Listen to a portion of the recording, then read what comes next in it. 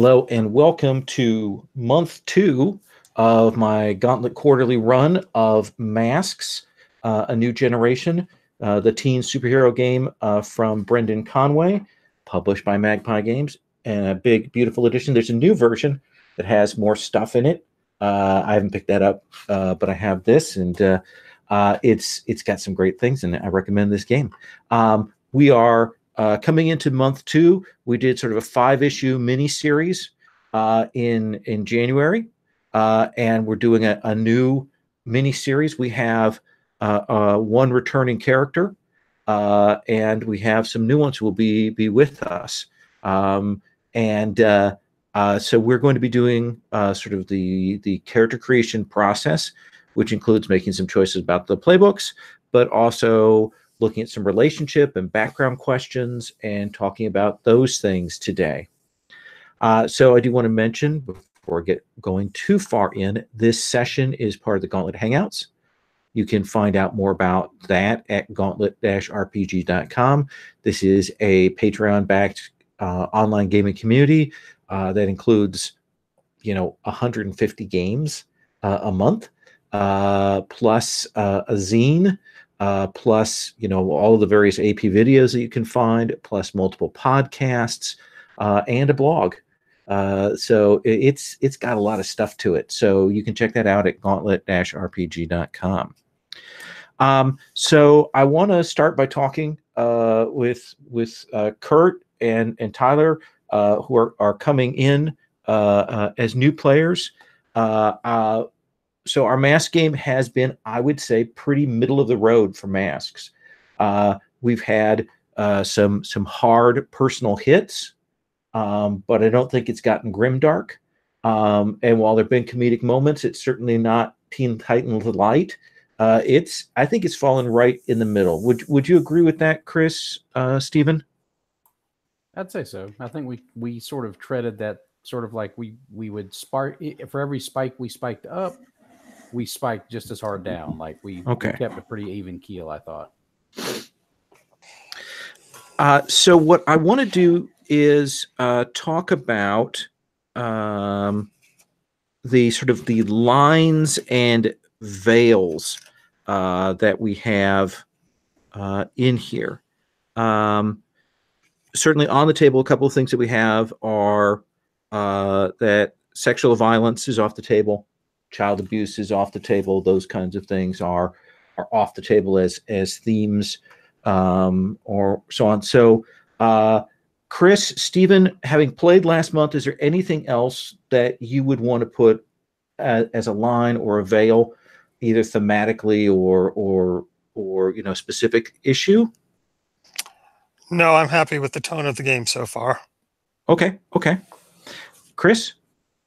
No, I think the only thing I would mention, and this isn't like on the tone thing, is I don't know if you had any plans to mess around with that Imperionics business with Overclock, but I think if I get into the 3rd month and I'm able to work it out, I have an idea for what might happen with that after that little epilogue. Okay, so I'll definitely sidebar that then. That seems fair. That's a good request. Tyler, do you have anything that you would like to mention or bring up? I think y'all are covering everything, and I'm feeling a deep, bleedy character, so I'm all for some feels in this one. All right, awesome. And Kurt, what about you? Nope, I'm good. We covered my my line already, so excellent. So I know Tyler had written with me and with some discussion about what he wanted to do. He's going to be doing the Innocent, and we have Sarah Sparks, who is the Legacy.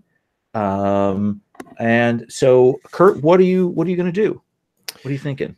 So I had not seen the new playbooks, and I got to check them out. And I pretty cool ones. They're real good. I looked through, I saw the Newborn and the Star, and I was like, oh, these are amazing. And then I went back to check what had been played before, and I was like, well, yeah, of course those are played. Those seem like the best ones. So yeah. I think I'm gonna stick with the Bull because it sounds like no one's really touched that. That's a great playbook too. And I have not. I've run Masks once. I have not played it though. Oh, okay. So yeah, so this will be my first time actually playing a Masks character. Awesome. So yeah, you can go ahead and jump into the sheet and start doing that if you want. And Chris, what do you think for this interim character? What do you want to do? I'm thinking a beacon. Like, I kind of like the idea of playing someone who's super enthusiastic, but maybe not really up to what's going on. Okay, absolutely, yeah. So feel free to grab that stuff and start putting things into the sheet. Tyler, I wanted to ask you a question while I let everybody else kind of run and work on those things. For your present self, what kind of position are you imagining them in?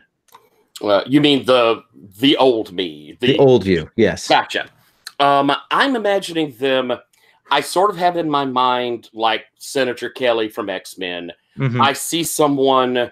If we're wanting to keep it city oriented, maybe a counselor on the city or school board. If we're going in that young direction, I listen to the radio channel and have heard at least what's going on in some of our stuff. Mm-hmm.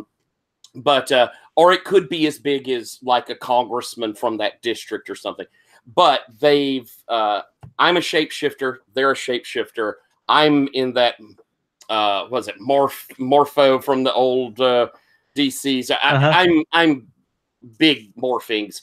He's refined it. And I see him as someone who probably has killed and taken over the life of someone now. Mm-hmm. And is that fire and we can't let these supers be out there doing whatever they want to. There is law and there is order. And remember, order should be first.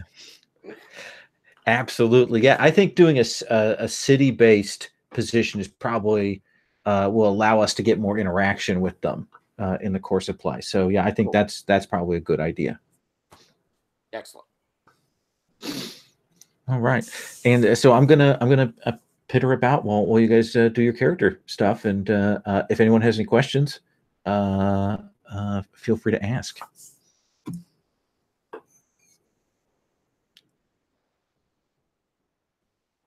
So when it comes to the bull, Mm-hmm. I don't know how many you've seen in play. I read it as the like Captain America, or not Captain America, but like the person who got like so super engineered and then they escape somehow. Mm-hmm. Is that usually how people go with it? Or I was kind of thinking maybe some like alien influence or something. Yeah, I mean, you can do it either way. One of the things is you want to definitely have it that you can confront the people who did this to you. So you want to get something that you think we can bring to the table, you know. So if you go alien stuff, it becomes a little more problematic. Yeah. I've seen people run the bull where they absolutely know who did it to them and they're after them, and I've seen the bull where they don't know and they kind of have an amnesia about that and they're figuring it out as they go along. Okay. So there are various different ways that you can go with that. And are there any sort of evil organizations already in play that would be good to pick here, or should I come up with something new? Yeah, actually, let me find the wiki, and there are a couple of things. So let me track that down while you're working on that. Okay. Okay. There we go.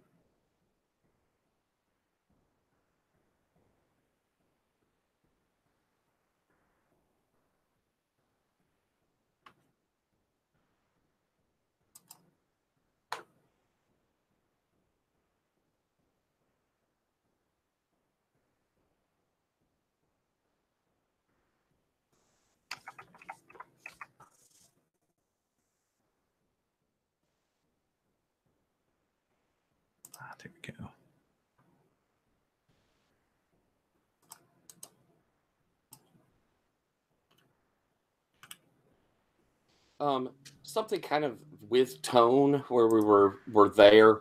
Sure. My sort of idea, I'm coming from 40s, 50s, And my concept is future self is I'm gay. Future self in 40s and 50s could not handle this. And it developed into that repression of self, then into repression of supers, which is where he is now. And I'm wanting to kind of explore that idea of, you know, self-loathing. Does that seem too dark? I think we can play with that. You know, and I think if you're willing for us to say, hey, maybe that is too dark, maybe to X card. And again, I should have said this before. Safety tools, general. We have the X card on the table. So let's play with that, and maybe we can talk about it if you think it does. Cool. Yeah, my hope is that for it to be fairly positive, as in me and young me realizing it's better to be free and open than to have pulled all this inside and become the horrible, bitter bastard he became. So, I'm hoping it's a redemptive story. Yeah, that sounds good to me. Yeah, and FYI, my character's uncle is gay and has a husband. And I think that's going to be cool because, again, coming from such a repressive time and being brought into a much more open time, I think that's going to be a fun space to play in. I think that's going to be neat. And seeing my character sort of begin to recognize and accept himself, sort of thing. That sounds right to me. The equivalent of Luthor Corp in this is Optimax Industries, who I think let me find the little descriptor here in the thing. Optimax Industries is a major corporation with their headquarters in downtown New Gauntlet City. The corporation CEO is Phoebe T. Buck, a publicly lauded tech genius and industry leader, as well as successful author. Optimax Industries specializes in tech solutions to build a better you, and have also recently launched new smart home technology. Until recently, Optimax Industries was opposed by the New Guard, a superhero team, but there was a public turnaround in their relationship, and now the New Guard supports Optimax. Nothing sinister there.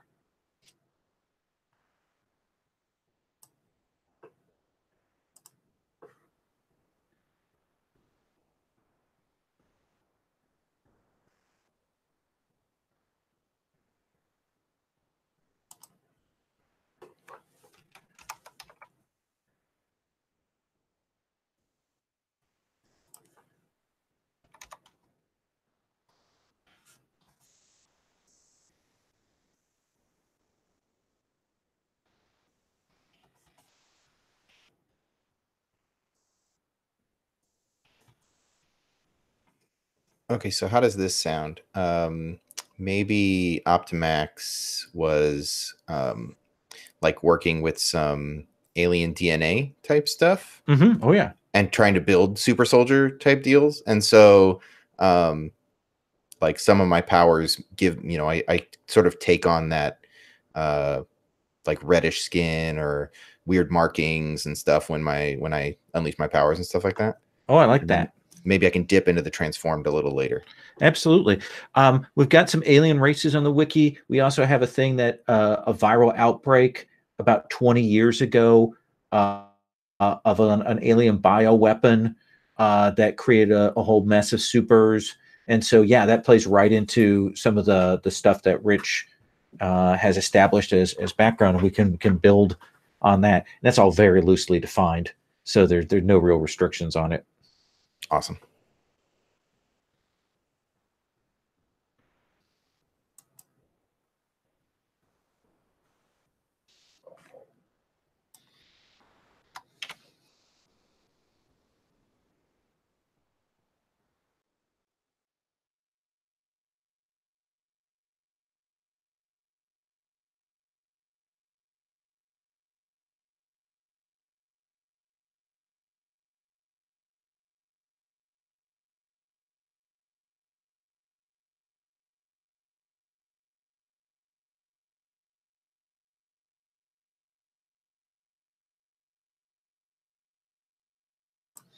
Kurt, I'm going to ask you a dumb question. We played together. What did we play together? So we played Bubblegum Shoe. Oh, that's right. Yeah, I think that's it, right? Yeah, absolutely. I was like, I know I played with you like super recently, but you know, I run so much, it's dumb. I played with Kurt. I know that. So yeah, we played Bubblegum Shoe. Yeah, you did the Buckethead. Yeah. Sharon loved that character. Sharon loved that character. That game was really fun. It was really good.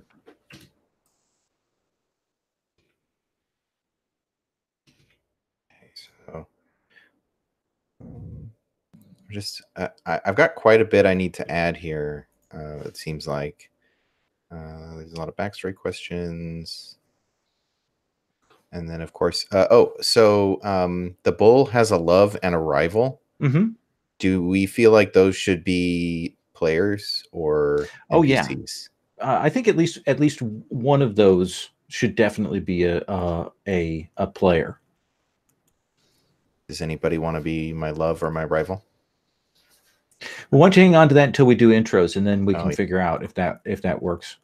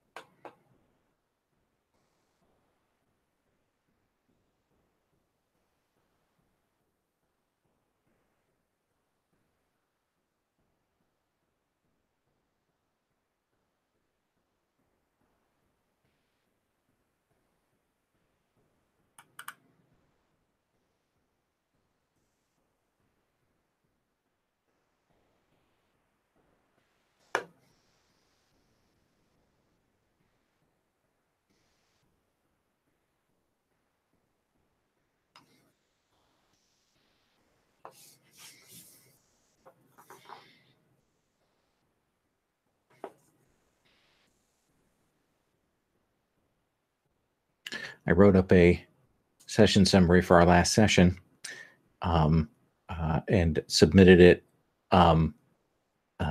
It was so long that Rich wrote me and said, when you submit the things, maybe you could like give me just a synopsis version of it for the reports. He said, I'm still trying to cut this thing down to a manageable size. So sorry, Rich. Yeah, a lot happened. Yes.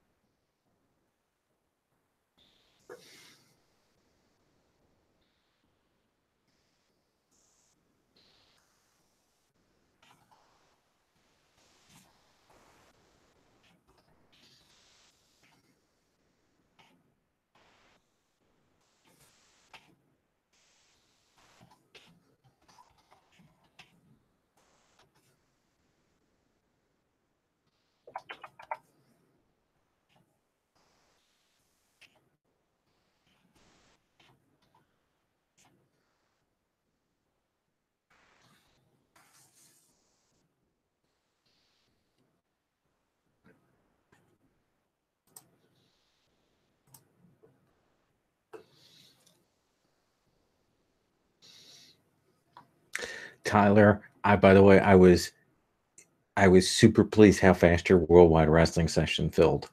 Oh, I was happy with that too. That was really cool. And neat, interesting people that I haven't seen play it, and Greg Gelder, love him, and yeah, I'm very, very happy. It's gonna be fun. I'm really wanting to pull in that road stuff. Looking forward to doing that. Yeah. I also plan on doing. I've come up with a move since we're going to be doing these small venue things. If I have a monster or a giant or someone who can do it, I've got a move set up for the tug of war, the old Andre tug of war, where you'd invite people from the audience to tug of war against him, and set up a match move for doing one of those. Oh, that's a great idea.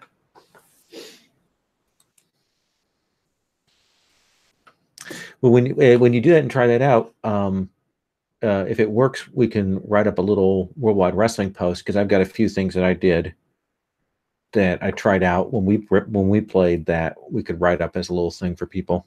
Oh, that's cool! Excellent idea.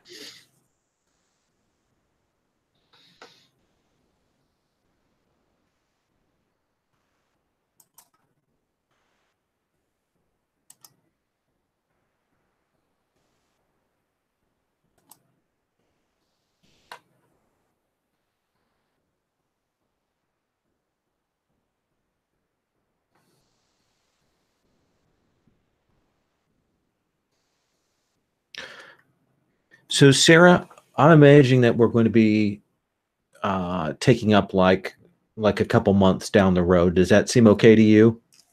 Yes, that seems entirely okay, because we have to have time. I mean, the old team broke up, and we have to have time for the new team to form. So absolutely.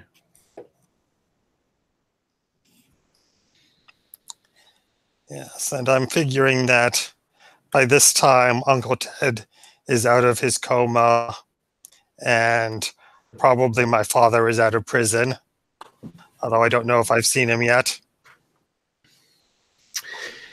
Yeah, we'll have to figure out how we want to play that out.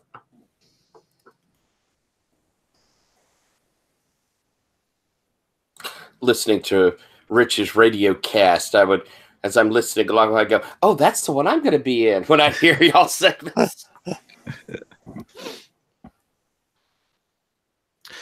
Sherry played in Rich's 1%ers Supers thing last night, and she thought it was really good. Like his system adaptation was quite good. 1%ers is a neat system. Yeah, I only played the first 2 sessions that he ran it when he first ran it. So it has been a while, but she really liked what she saw there. Yeah, I've only read it and listened to people play, I will admit, but it seems like a very, very interesting system. I keep wanting to do Heavy Metal Thunder Mouse and do it with 1%ers. So what I'm going to do is give you, Kurt, I'm going to give you just a couple more minutes, and then anything else we can fill in on the fly. And what I'll probably do is I'll probably work my way across the character sheets. We'll have Stephen reintroduce Sarah, and then we'll walk through and get that stuff set.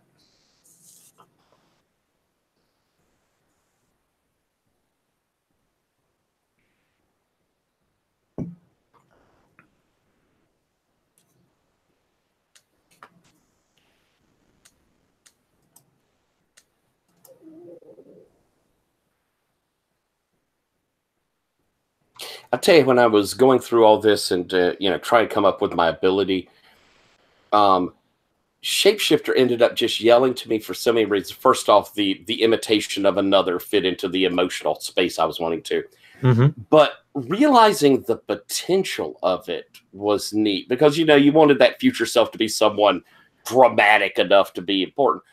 And, you do a good body morpher, and that's practical immortality. That's a form of regen you can work. It's, the infiltration, plus all the, like my end, which is going to be a little more of the funny body morph of big weirdnesses that, right, mallet hands and whatever. But, that's a neat power. It was something to go into and remember, wow, there's a lot of versatility you can do with that. Oh, yeah. I a shape changer like that with very narrow focus in a Champions game. I remember it was one of my favorite characters. But yeah, there's a lot of really fun things, especially in a game that has this much flexibility. All right. So what I want to do is go through, have our characters sort of reintroduce themselves, of Sarah, and then introduce themselves. I'll have you tell us about your character conception, sort of what moves you have, and then we'll look at those background questions that you have.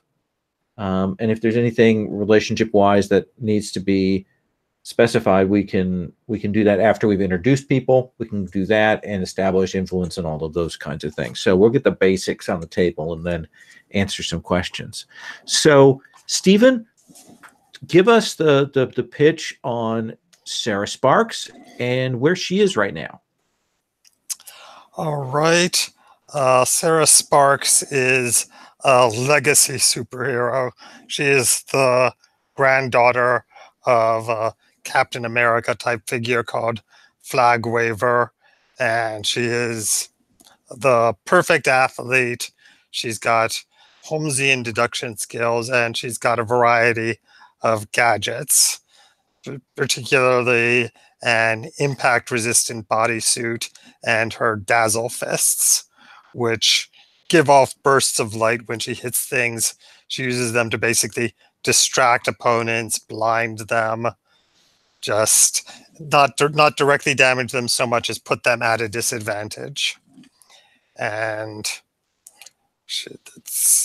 her moves basically include when she directly engages a threat, she can pull her punches and use a more advantageous label. She can take a powerful blow. She has a special move for that, which makes it a bit less likely for her to be seriously injured. She's got the captain team move, which gives the team extra team if she is the leader, and she's got a move that affects when people from her legacy talk to her, try to exercise influence over her. And so tell us about the legacy, who's involved with it right now, what your relationship is to those people.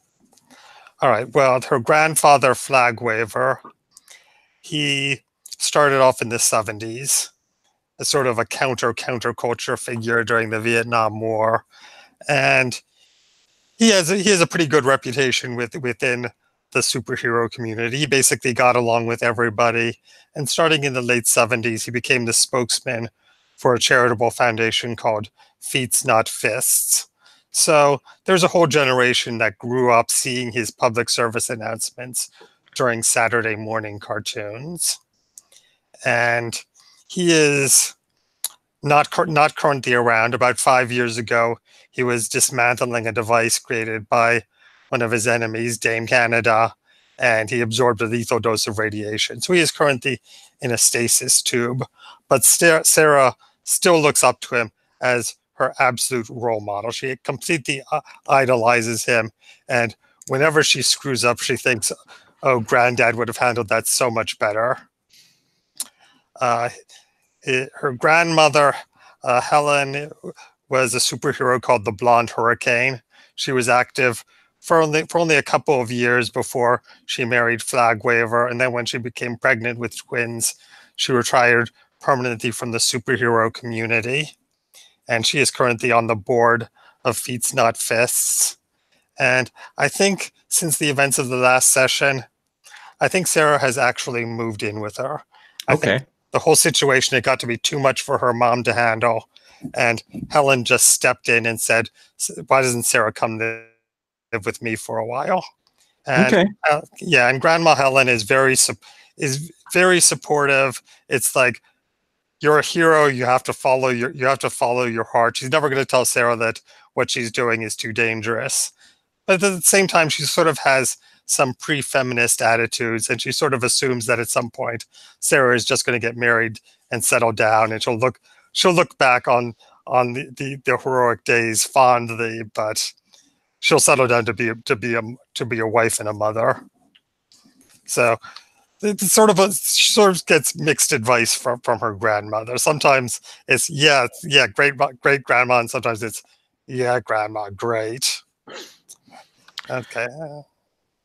And then her uncle Ted carried on the legacy as American Star, and he always had a respectable career as a superhero, but he was never really super into it. He spent more energy on his career as a doctor. So he has treated a lot of people in the superhero community, and he often finds himself in team-ups when somebody gets injured or just needs some backup. They'll often call American Star and say, hey, can you come check this place out with me? And her Uncle Ted, he's married to an EMT named Tariq, who Sarah thinks that he's cool. And at the end of the last session, Uncle Ted was put into a coma because they were fighting an enemy named Dr. Allset with time travel powers, and he time punched Sarah so hard it put her uncle into a coma. And I think he was in a coma for a while. I think Grandma Helen finally called in a favor. She called an alien called the Archimedean, who owed Flagwaver a favor, and he took a look, and he was able to fix what was wrong with his alien technology. And he was very fascinated by the whole legacy situation, because I mean, apparently all five of us share some sort of he called it a Takari, but he's never, and the Takari it's a common source of powers, but he's never seen one split among 5 people before. And right now we know who 4 of the people are. We have no idea who the 5th one is. And what's the status of your dad then? Yeah, my dad is a vigilante named Night Terror. He divorced my mother when I was 4, and he recently went to prison for he was beating up someone he thought was a criminal for information. Turned out that it was actually an undercover police officer wearing a wire. So part of the terms of the plea agreement was that he was able to serve his sentence under a pseudonym. His secret identity was never revealed, and he was recently, just in the last couple of weeks, released from prison. And I think Sarah probably has not spoken to him yet. Awesome. Let me come then to Oddball. Oddball, let's have you give us the rundown. Oddball is actually a golden age hero with all the baggage that kind of entails. He was born in 1943. His mother was home working the home front. She was a riveter out there. His dad was a sergeant in the German front, and was definitely Jimmy's hero. A man's man out there leading the troops. And, while home on leave, Jimmy was conceived. And then as the war passed, and we get into the kind of 50s upbringing, he had that sort of perfect 50s upbringing, the picket fence. His dad went back to school on the GI Bill, came out as an engineer, and working, and unknown for sure whether or not his dad actually may have been on a trial for early super serum for soldiers. Didn't take for dad, but Jimmy was born odd to begin with. Could always squeeze through the, in his crib, could always squeeze through the bars. Began to show some weirdnesses and powers fairly early on. By the time he was 13, he'd realized he could morph himself, and had gone out basically as a vigilante to take on street gangs that were thugs. I mean, these were the greaser hoods of the 50s, and Oddball would go out there and deal with them. Kind of got his Oddball name because one of his favorite attacks was to swell up into like beach ball size and bounce into them and off the walls and bang, bang, bang, bang, knocking them down. Enough to get a little bit of a, be noticed. That's how he got his costume. His terrible outdated costume that he still has to wear in modern times, because it's the only one that shapes with his body. It's got the Morph Flex knitting on it that lets it work. He would love to find a new one. But as he's getting to 15 years old is where this person he'd been working with and his best friend, who kind of a precog, kind of a telepath, had come to him and said, you're going to betray me. You're going to turn me in. And of course, Jimmy's like, there's no way possible. We're the closest friends there are. And his friend tells him that he's seen it. And something happens that night while Jimmy is saying, no, this isn't possible. He's reached through time and brought into the future. And I'm going to lay this out, and Lowell, we can play with it how you see fit. Sure. I imagine future him, who is now this city councilman, I suppose, who is very much involved in keeping the supers. Licensing is the number one thing. We need to make sure that these people aren't just running rampant sort of person, but is a shapeshifter and has assumed another personality, has assumed many personalities over the course of these years since, the 60 so years since. Has almost gotten split personalities with all of the different shapeshifts. And one of them is truly regretful for how these things have gone. And it's him who, using another super who has been detained, opens up a time hole and brings Oddball into current time, telling him, you've got to look into this. This is different. And Oddball sees him as an older himself. Can tell it's him. But it won't go well if he hears about it in that classic split personality way, as he runs Oddball out and then transforms himself back into this repressive councilman, unaware of what has happened. And that's how Oddball is suddenly here, knowing that if he can't fix things, the people he cares about, the person he becomes, it's awful. Awful. Excellent. So what is the name of your sort of the public persona, this councilman of your future self?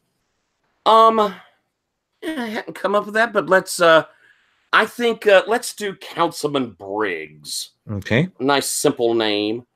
And again, is not Oddball. I think Oddball probably, if you looked back in history, you'd have seen Oddball do heroic things. And then by the 60s and 70s, he was way against all these protesters against the, Vietnam War. You've got to get out there and do your civic duty sort of thing. And then he fades off, and those of us in the audience know he began to go into the state to shape the world around him. One of the things I want to throw in is we do have a guy who has specialized in bringing future selves and past selves together. So this guy named Syndic may have been involved in the connection of those timelines. Excellent. If it's possible, if this seems to fit, the one thing I'd kind of like is that pretty much no one knows Councilman Briggs is Oddball from back then. And Councilman Briggs is not yet aware that I've been brought up. Okay. Yeah, I like that. So if we look at your backstory questions, that seems to talk about the future you never wanted. So let's talk about you in the future. What's your favorite part of now being pulled into the future? I think I love the music. I am absolutely the punk screams to me. Grunge, I just devoured it. I'm into kind of the industrial right now because it really screams to how the people need to be heard. That sort of concept. That's what, he's a rebel and now he's found his cause. I like that. And so what's your least favorite part? I hate the cars. They don't even look like cars. A car is supposed to spit out smoke, be really loud, and look like it goes fast. These all look like some sort of future Jetsons-y thing flying around. I don't like that. Okay. Why are you determined to stay in the present with the team? Do you want to hold on, or do you have an idea for that? I have an idea for that. Is my ultimate goal is to make sure to understand what happened to me so I can go back and be with my friend and not be like what happens. Okay. But right now, I need these people, and I'm learning, and we're a team, and I'm going to be there for them. And what's the name of your friend, the precog? I've been playing with that one, and I think I want to call him Bangs. And I think it has more to do with his hair than it does with his power. But okay, he's called Bangs. That makes sense to me. And what moves did you take? My moves, I have White Knight. When you give a speech on morality and heroism, you can provoke someone with savior instead of superior. And what's this thing? When you ask for someone else's guidance on the modern world, they must tell you what they think you should do or how you should act. If you act that way, clear a condition and shift mundane up and any other label down. If you act that way and it goes poorly, mark potential. Awesome. All right. And we'll talk about your future self stuff. I see that it is definitely is the betrayed close friend is that first step on that path for you. That's the first one. All right. Okay. Well, we're going to come back to you with some of the other questions in a minute. Chris, tell us about your character. Okay. I'm playing the Beacon. His hero identity is the Shade. His real name is Greg Watson. He is his abilities involve camouflage and stealth and acrobatics. Here's the thing. He actually gained his abilities from his discovery and subsequent donning of the Cloak of the Seven Shadowed Knight in the aftermath of a mystic super battle in Candletree. That cloak is it may or may not be its own entity. He doesn't know. But it lets him fade into the background, hide in shadows, that sort of thing, and move around quietly. So he's very good at sneaking. It also helps him move around in areas in ways that make it look like he has a spectacular amount of acrobatic training when he really does not. Okay, I like that. What he generally is known for as the Shade is doing hilarious insult laden diatribes against the supervillains he's fighting. Like that's all he can do. Like he's not gonna punch out anybody. He might like land a lucky shot every once in a while, but really what he is a gloriously snarky distraction.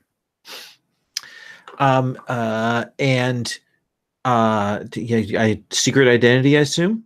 Yes. Okay. Who outside of the team doesn't think you should be a superhero? I would think probably one of the heroes that he helped in his first appearance when he basically first put on that cloak and tried to use it. He distracted a powerful supervillain, and the person that he ended up helping realized almost immediately that this was some freaking teenager who had really no idea how dangerous the situation was. Mm-hmm. And I think it could have been. I think it would be interesting if it were maybe one of the members of the Sparks Legacy. I think that would be a nice little tie-in if Steven is okay with that. Yeah, that's fine. I would suggest American Star. Yeah. Yeah, because he's the only other active one. Right. Right. Right. I mean, we could make Night Terror work, but I think American Star is more natural. Okay. And why do you want to be a hero? This is freaking awesome. I mean, I've got a magic cloak. It lets me do all this really cool stuff. Maybe I'm not like trading punches with the super tank, or I'm not flying through space like the Archimedean.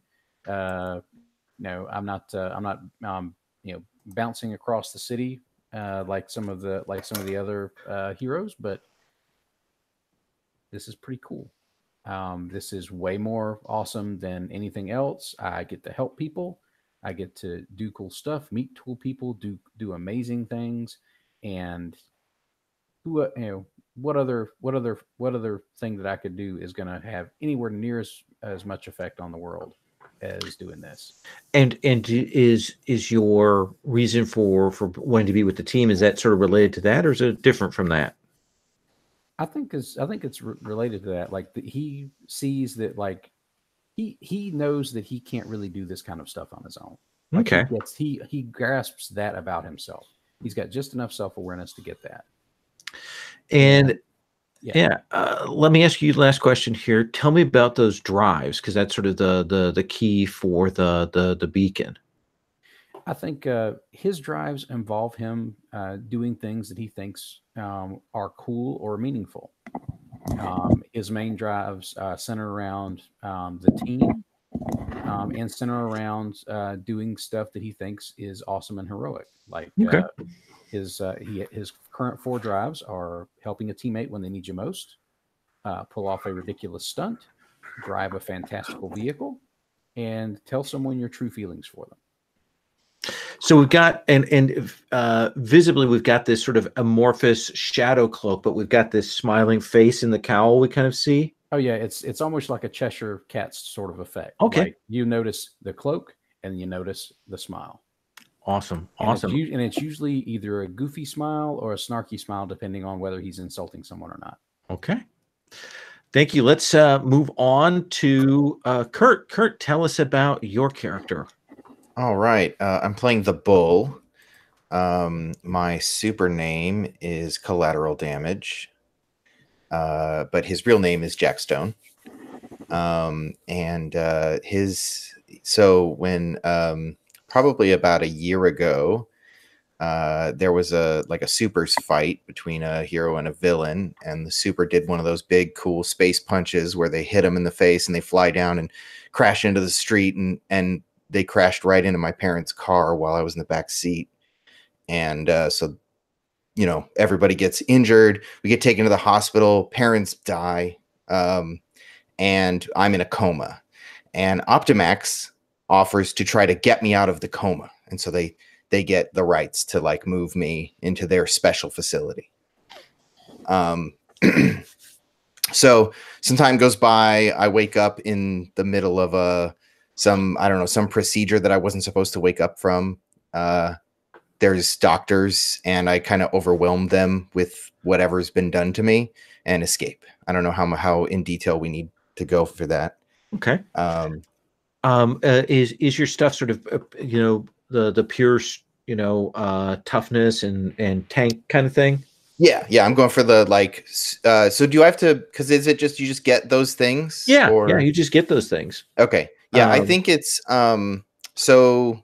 The way I envision it working is whenever he gets hurt or he goes to hit something, the skin where the damage would happen, like where he would get cut or hit, turns red, and these black diamond shapes kind of appear like snake scales. And it hardens to prevent him from getting hurt. or when he goes to hit something, like his whole arm will turn red.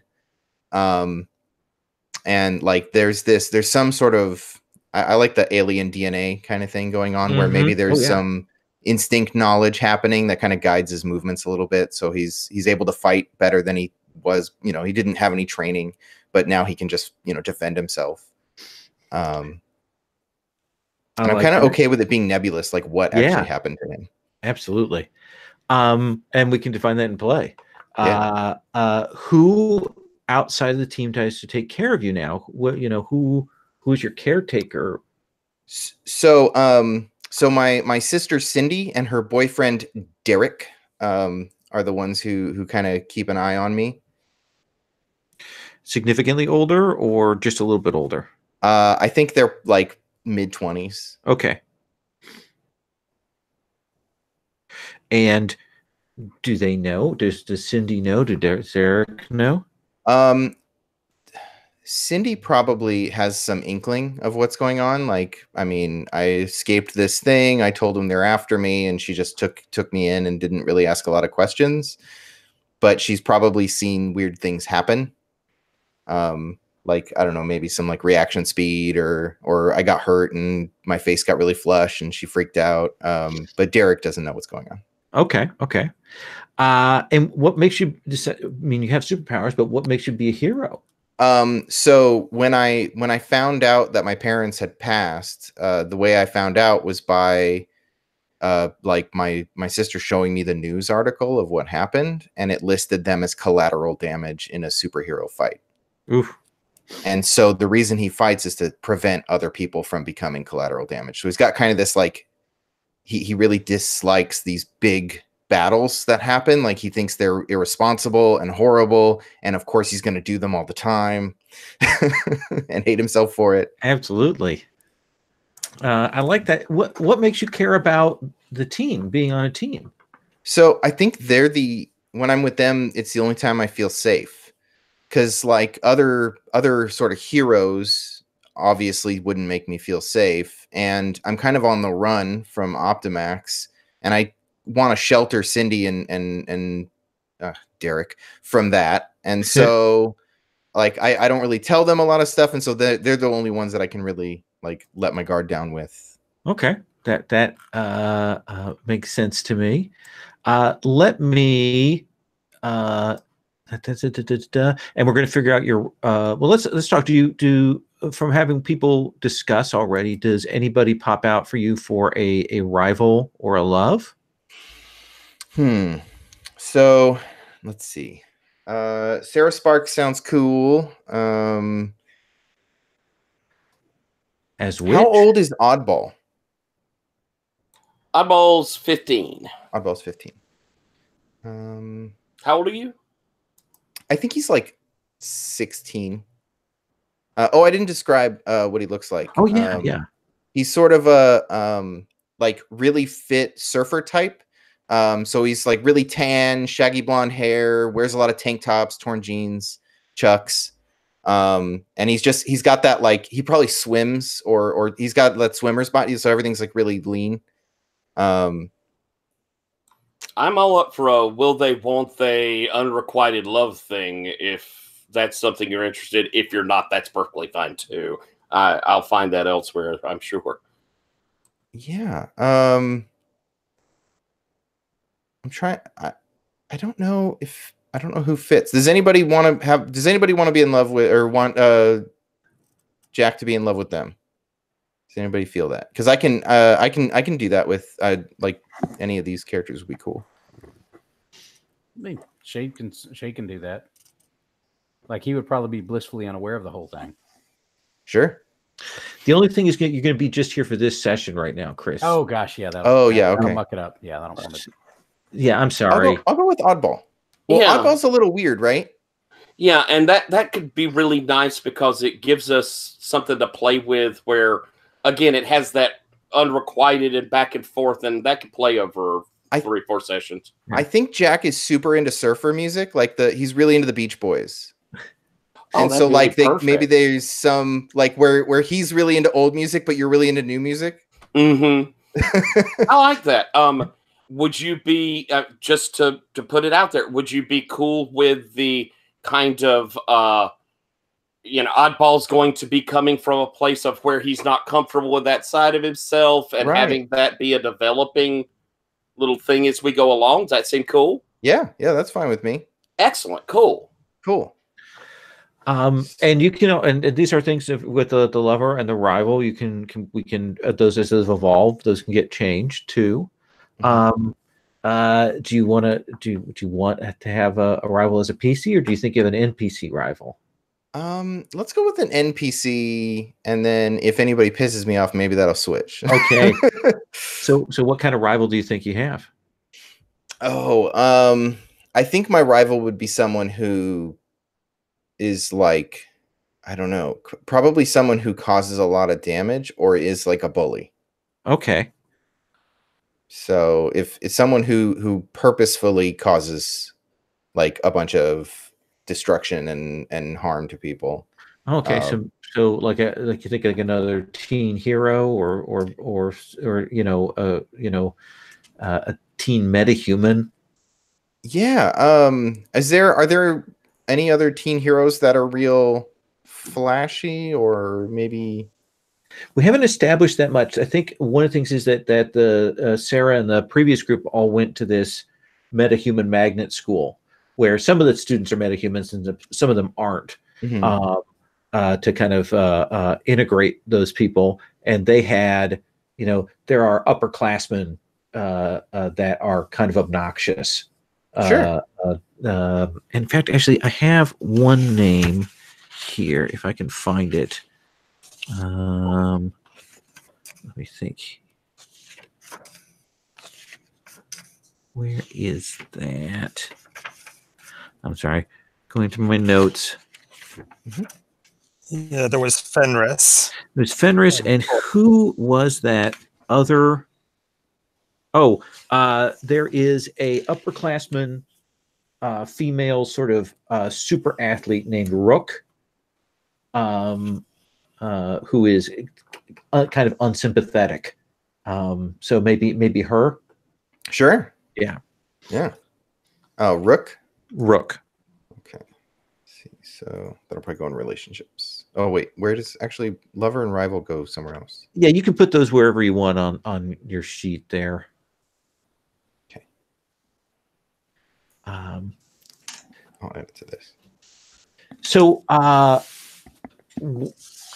we take up, a few months later. So we are going to ask the when our team first came together questions, and I think the order I want to do this is Bull, and then let me check the legacies one.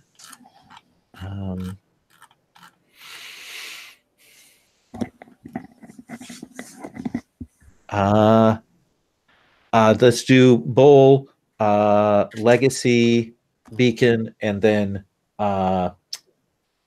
the Innocent for the orders on those. Which puts you on the spot right away, Kurt. So I'm sorry. And this is the when our team first came together? Yeah. So you defeated a dangerous enemy. Who was it? Or what was that? Okay. Let's do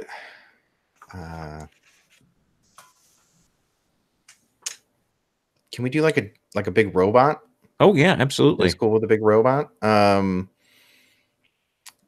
Let's call the big robot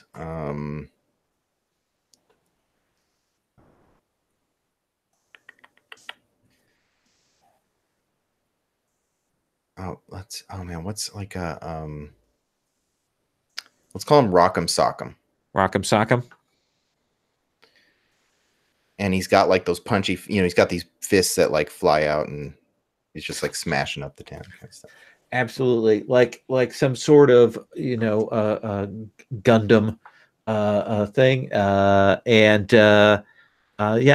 there have been a number of robot heroes and robot villains. We've got this giant robot. What do you suppose, was this a piloted like Shogun Warrior kind of thing, or is it an independent mecha robot? Yeah, no, let's make it piloted. Let's make it a like there's a dude in there who's just like taking vengeance, or he's it's the I am the Underminer moment. Okay.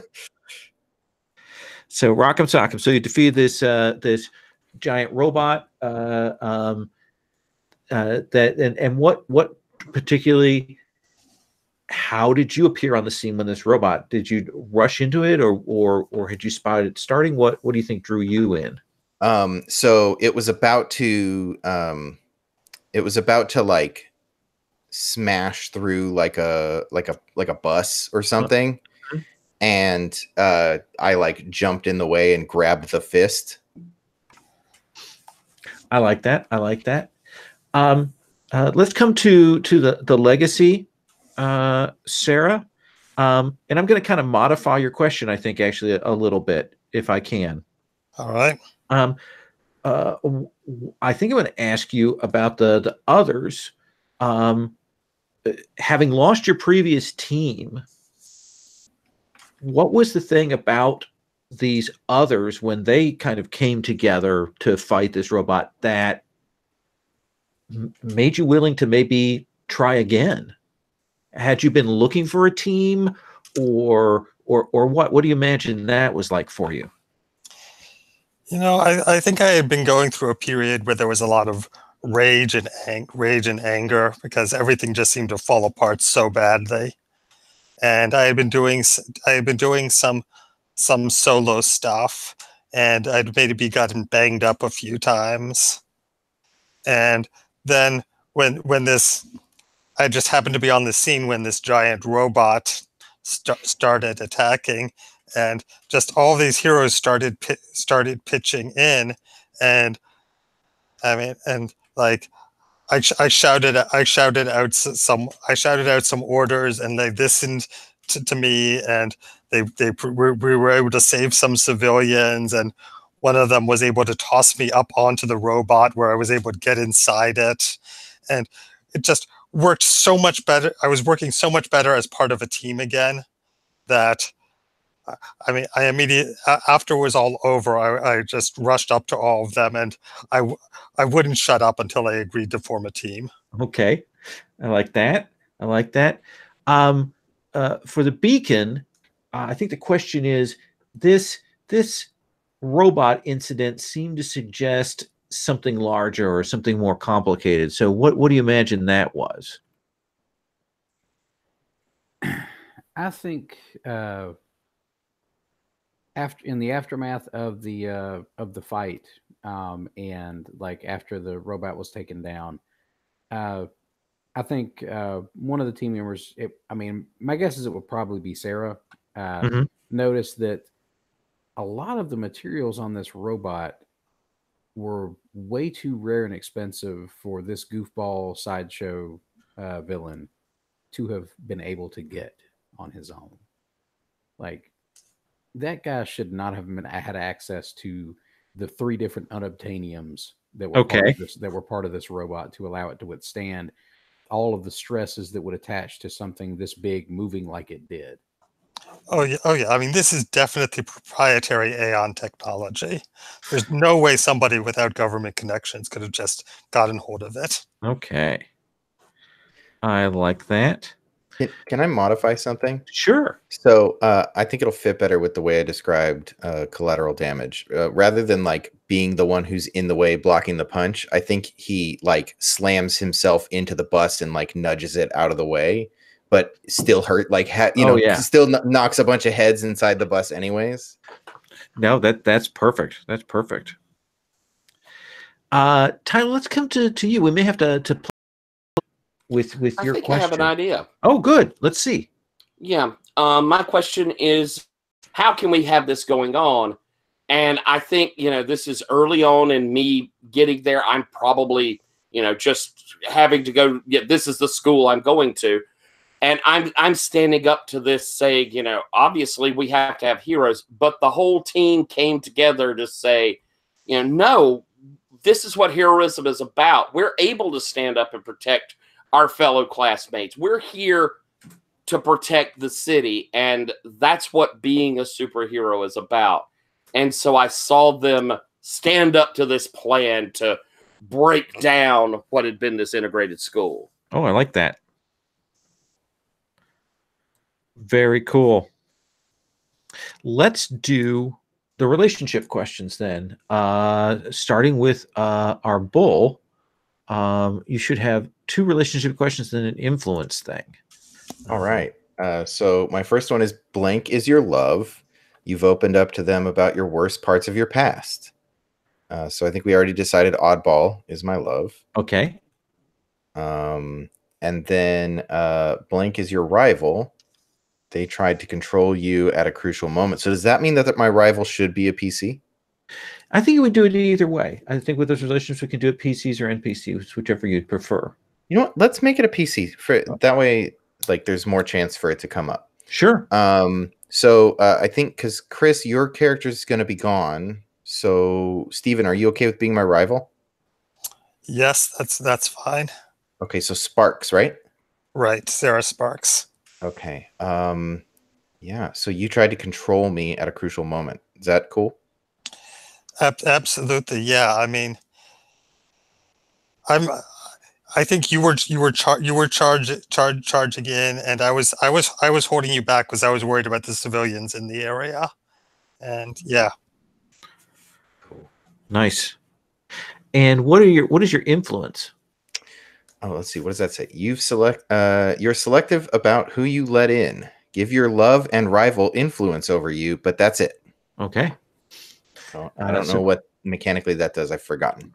So essentially, they will mark for themselves that they have influence over you, and you can mark on your sheet that also that they have it over you. Cool. And again, influence is on or off. It's you either have it or you don't. So let's come to our beacon then. Let's look at your questions there. Tell me about your relationship questions here. Okay, I've got 2 of them. I've got 2 relationship questions. The first, blank is awesome, and you take every chance you get to hang out with them. Who does he think is awesome?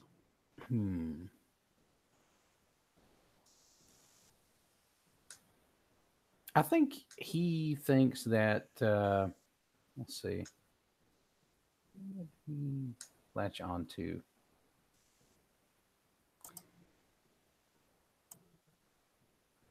I think he thinks Oddball has like the coolest power set ever. Like he can become anything, all that kind of body morphing stuff. He thinks that's amazing. Okay. And plus all the crazy music that Oddball's always playing. He just thinks that's awesome. So he'll if given the chance, he will latch on and just sort of hang out around Oddball. Nice. And the other question? You've got to prove yourself to blank before you feel like a real hero. And given that we have a legacy on the team, I think it's got to be Sarah Sparks. That makes sense, especially after like his relationship with American Star. And then your influence? Everybody gets influence over me because we have 3 other team members. Yes. So everyone can mark influence over your character. Then let's come to our legacy. All right. So I once got caught doing something that changed my legacy. I mean, I think with the shade, since American Star already disapproves of him, I think we must have done something. And I think we went we Shay would be totally down for like embarrassing the crap out of a supervillain in a way that's probably not really super heroic, but still really funny. Right. Okay. Right.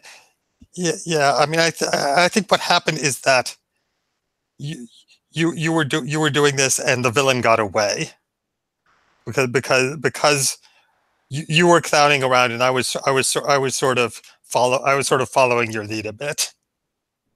A horrible idea, but it was fun. Yeah. Okay. And then your other question? I trust someone, and I told them an important secret of. I think I trust Oddball, and I talked to him about my Uncle Ted, and sort of his. I mean, did Oddball confide to me that he was gay? No, because Oddball isn't a. He's still working that out for himself. Still working it. But he would be. It would be that sort of, oh wow, that's cool, good for them sort of thing. Hearing, and he's Oddball's a nice person, so right. He would not. It's not like he's going to say something offensive. Yeah, I mean, I think we were talking about my uncle, and I that snip that he had a husband, that he was married, that he had a husband. That would definitely hit Oddball strongly and show the difference in this world. Well, here's another thing: is Flagwaver would have been operating at the same time as Oddball in the past. That's true. So probably for you, Sarah Sparks, here's a legendary hero from the past, even though they're that young, that would have been of your grandfather's generation. Right. Well, Flagwaver wasn't active until the 70s, and Oddball came forward in 57. Oh, okay. I'm sorry. I thought they were earlier. Yeah. There was a version of Oddball still around in the 70s. Oh, okay. Yeah. And it's possible that my grandfather met the Oddball, just not this Oddball.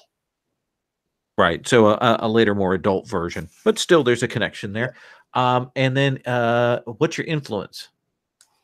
Everybody has influence over me. Okay. Everybody gets to mark influence over Sarah Sparks.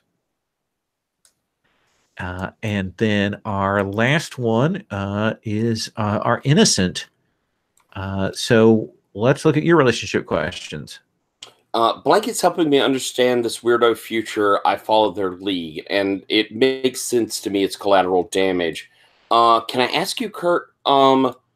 You told me kind of like your darkest thing you did. What'd you tell me? So I think I had a bad scrape with I think I had a bad scrape with Optimax, with the people who were chasing me. Even if I don't know if it's Optimax or not, but the people coming for me, mm-hmm. And I think I brought down like a building. And innocents got hurt, or yeah, what? Oh. like I probably didn't kill anybody, because we're not supposed to do that, but like I just did that thing where you just bowl through the walls. And I just brought down, a few people got hurt in the rubble, and I probably came back later, wishing I could have, so. And so I think when you told me that, I'm like, well, you got to take care of yourself, and that wasn't your fault. They did that to you. And I think in that kind of opening up moment and seeing what you've been through, I think you're the person I've latched to, and I'm following your lead. Nice. And then the other one? My other one is I saved someone important to Blank, and they're now my biggest defender. I was curious if maybe there is someone, an NPC in this, maybe from the school or something, that's allowing me to get in here without any sort of proper papers and stuff. Maybe I helped a guidance counselor or a vice president, someone like that. I don't want to lay on another PC that I saved someone of theirs.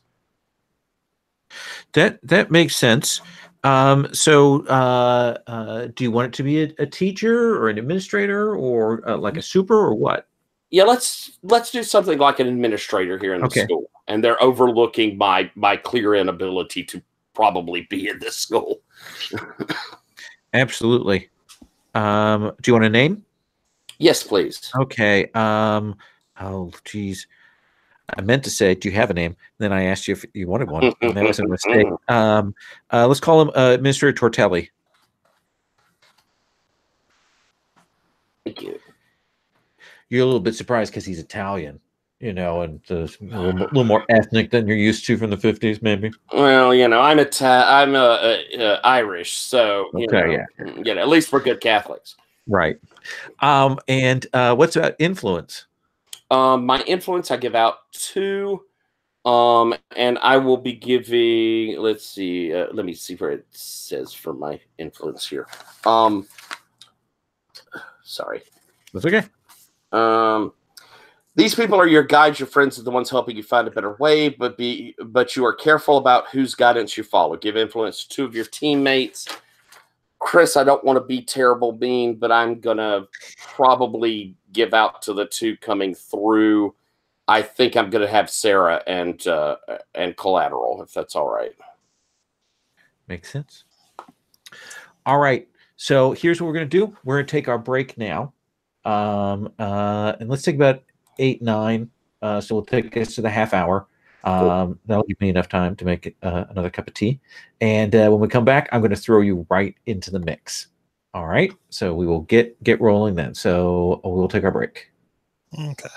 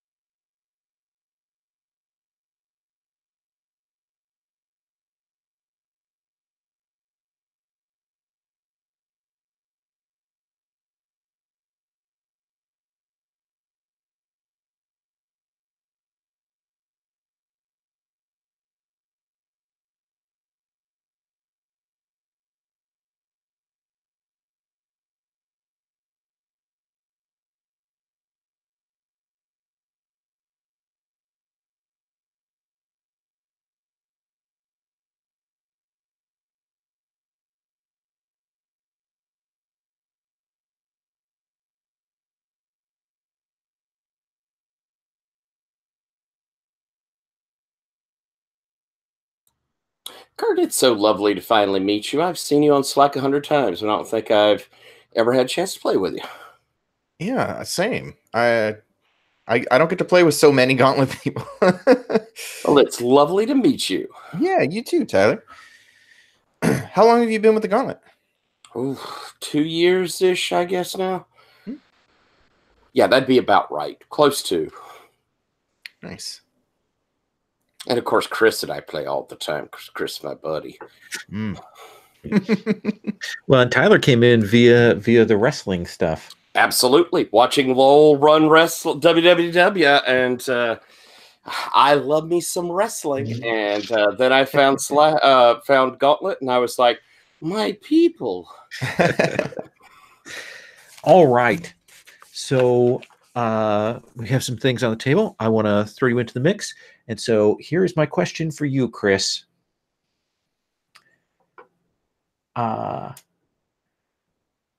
So what set this high-rise building on fire?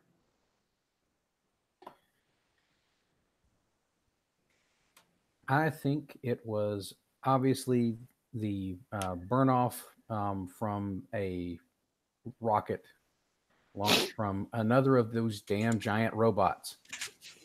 So there was another one, bore a striking similarity of these giant robots that the team has just defeated. And as it falls, there is that moment where it launches one of these rockets off, and it will cut through this high-rise building at an angle. And while it doesn't explode, it just goes off. That tail exhaust from that catches across 4 or 5 stories of this. And this is at night. And it's one of those sort of mixed office, residential, high-rise buildings. And tell me, Kurt, what kind of is it like an old neighborhood, or is it a more modern-y? What are we looking at in terms of the location here? I think it's one of those things where they took like an old warehouse building and they started putting condos in it. Mm-hmm. So like structurally it's not great, but it's really jazzed up, so it looks really fancy. Oh yeah, very fancy. They've done all the modern amenities on it. It's probably a smart building that has just gotten all of its Wi-Fi and stuff cut off. We've got this fancy building that the fire's going through it, the specialty systems, and it's an old building. Tell me, Sarah, what kind of support is here? Are there police officers on scene? Are there firefighters on scene? Or are you four on your own dealing with this? We're on our own. There are some police on the way, but not firemen. So it'll take the firemen a few more minutes to get here. And yeah, okay, I like that. So we can hear the sirens in the distance. We know there's an Aeon team probably coming to deal with the robot cleanup, but they're not going to be any help on this burning building. And let Oddball, what is the thing when the camera comes from your perspective and looks up at the building? What is the thing that you go, oh my God, we have to deal with that first? Let's see, but then on fire, I think that looking up there, we can see that there have been several families that are now at the top, where the middle is sort of on fire, and they're up there with fire between them and the street below. Absolutely. So they have rushed up to the top, up to say they probably built an open area up there with a pool and things like that, and they're up there on that. So how do you deal with this? I'm going to start with our team leader, and then see what she's going to do. There is 2 team. Oh wait, because there's 2 team in the team pool right now. To start out, let's look at the thing. What the other choices are. Do you have influence over everyone, Sarah? Just a second. Yes. Okay. So we got 3 team. I think everybody has the same purpose in this incident. So let's say 4 team. I don't think anybody mistrusts you, Sarah. Right? Does anybody mistrust your leader? Not yet. We'll get to that. And I do think you're a little ill prepared. So I'm going to remove a team. So you are at 3 team in the team pool when we start out. So Sarah, this is a situation. What do you do? All right. Well, obviously, the smart buildings fire systems are not working. The fire is spreading faster than it should because, I mean, they've connected everything to this central processor, and the sprinklers are not going off, or wouldn't be spreading this fast. So I need to get into the building and fix it. Okay. And we need to send some people to get those people off the roof. So given orders? Yeah. So yeah, Oddball, I want you to come with me. Get me in the building. And Shade and Collateral Damage, I need you to get up to the roof and rescue those people. Okay. So Oddball, you hear this order? What do you do? I'm looking across and I'm like, God, that doesn't seem like I almost think there's something better to do. And but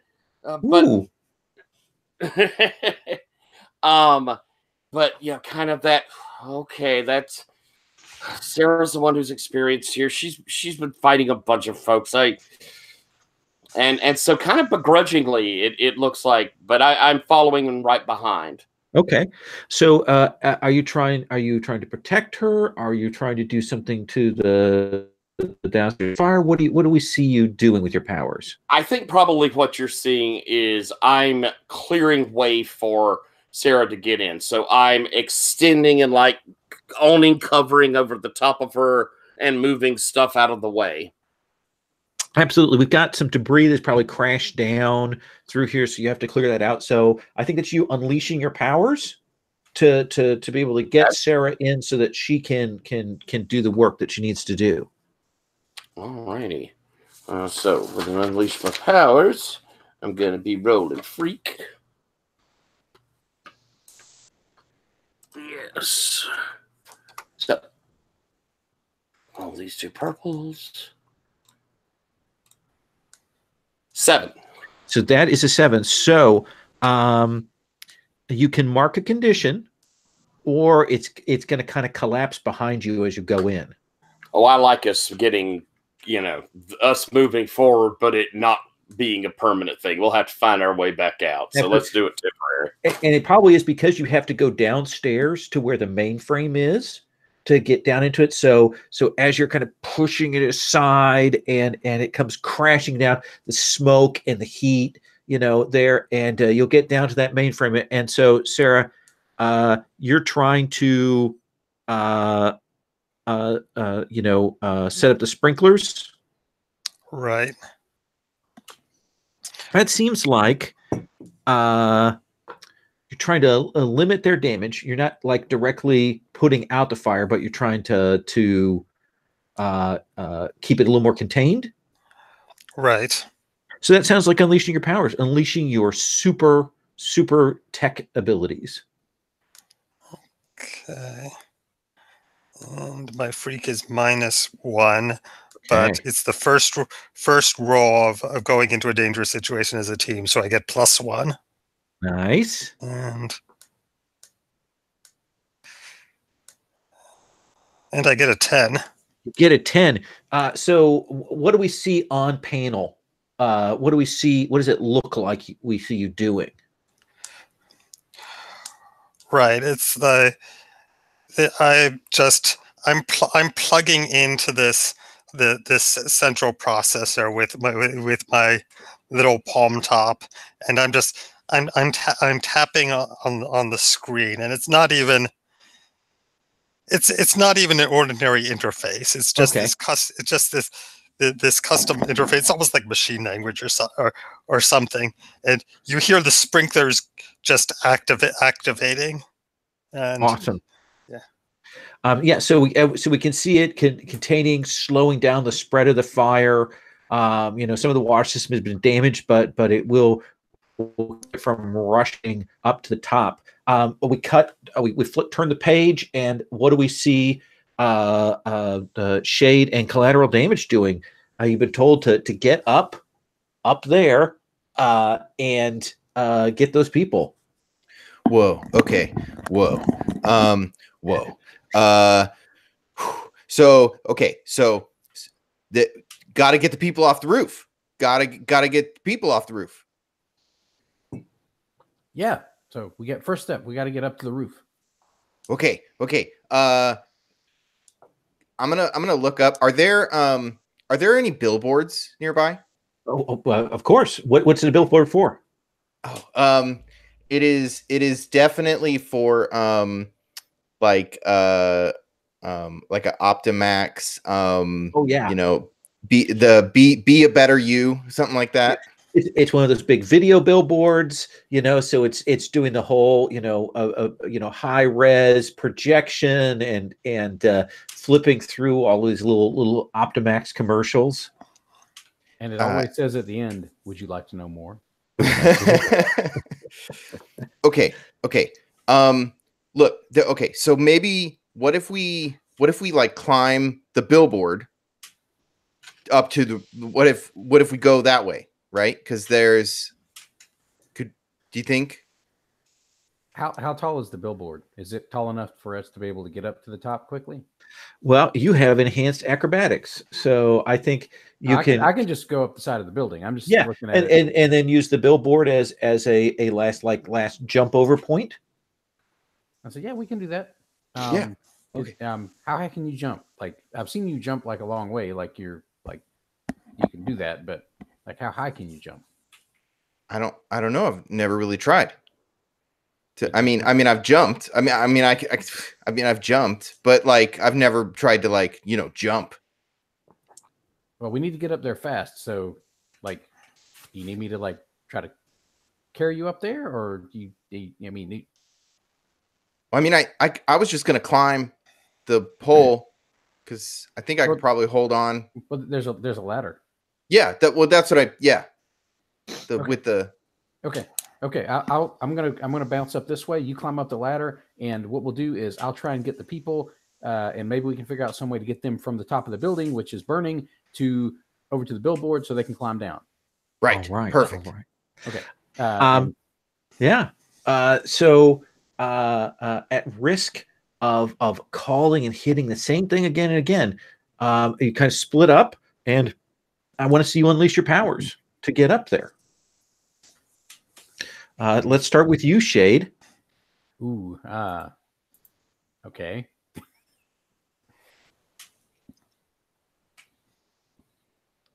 Sorry, do we have a... Oh, yep, there it is. Roll for your party. Yep.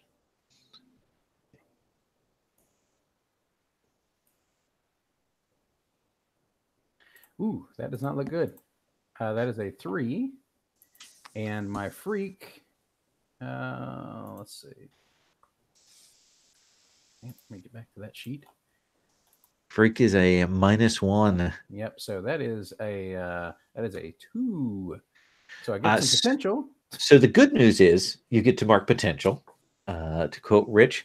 But I think what it is I think when you kind of make that last leap off, you're used to doing acrobatics and parkour on buildings that are probably a little more structurally sound, and I think you go through this wall and there's that blowout, that backdraft as you kind of land, and it collapses, and you're in this floor, like a couple floors down from where the civilians are, and you kind of suddenly trapped in this burning room. Collateral damage. You will see as you start to go. You see Shade. You expected him to like Spider-Man up, but then he does that leap, and he goes right into the burning building. Oh my gosh.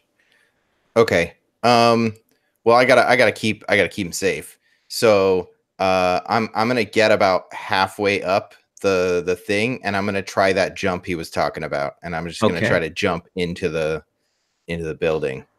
Are you trying to defend? Yeah, I want to keep him safe. Okay. In that case, I think we see that special effect of you leaping across, and you roll with Savior. Okay. All right, here we go. Well, that's a 10 on the dice. What's my Savior? Your Savior is a -1. Oh, good.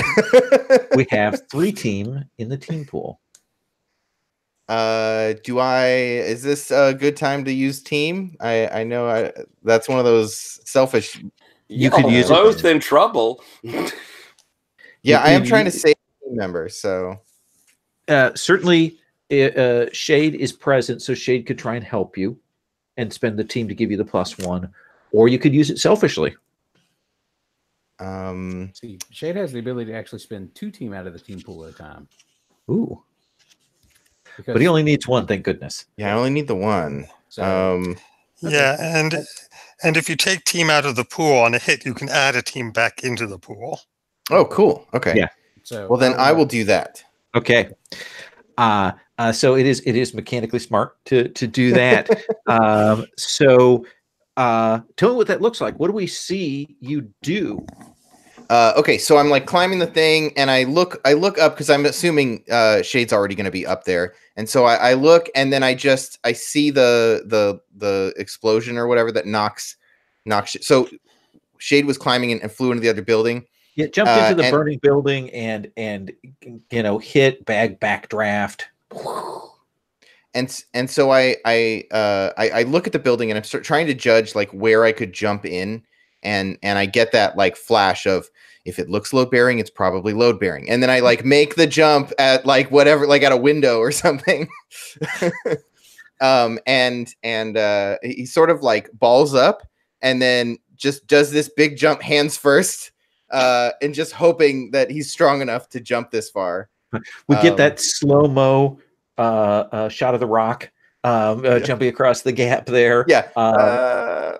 And you will come crashing through, and of course then we'll start to see that your skin change as the fire and the stuff hits you, and you get and block probably some falling debris from landing on top of Shade. And you do get to choose. You can add a team back to the team pool. You can take influence over Shade, or you can clear a condition. I will add team back to the team pool. Okay, we're back up to 3 team then. Yeah. So you can see there's all these like red with black diamonds, like rippling things going over my skin as where like rubble hits me, and it just sort of like pulses for a minute. Nice. And goes back. Nice. So Oddball, you can tell that Sparks has gotten the fire sprinkler system set. You are kind of trapped down here. What do you want to do? Okay. So if I'm looking over towards Sarah. It's working now. You've got the fire's going out up there. Yeah, the sprinklers are working at least. It's not as fast, but I'm looking at the systems, and I think I've got a line on the people who are still in the building. I think we should move out and make sure everyone gets out okay. All right. Can you tell the quickest way to the stairwell? Yeah, and I take off. I start running towards the stairs. So as we get to the stairwell, I'm going to attempt to grab Sarah and do the elongating jump straight up through the stairwell center there to get us up. Interesting. Okay.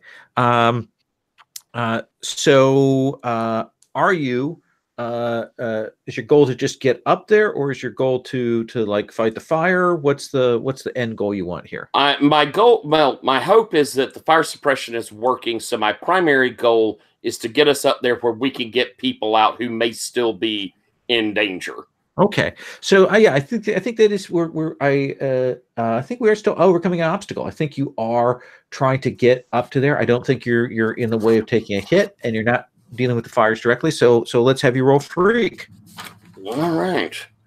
And so Sarah, as we get to the bottom, I sort of like make almost a gondola looking thing. Oh, but I did not do it well. As I have a 4 to attempt to start moving us quickly up through the stairwell. So the good news is that you are going to get a potential, and potential is great. That's so awesome. That's great. The bad news is, as you kind of hit that midpoint, as you're going up, something gives, and there is that section of the building that blows out where you're at, and I'm going to need you to take a powerful blow. Oh hell! All right, so I got to roll for that. Yeah. Let's see. And what do I roll for powerful blow? Conditions previous? Yep.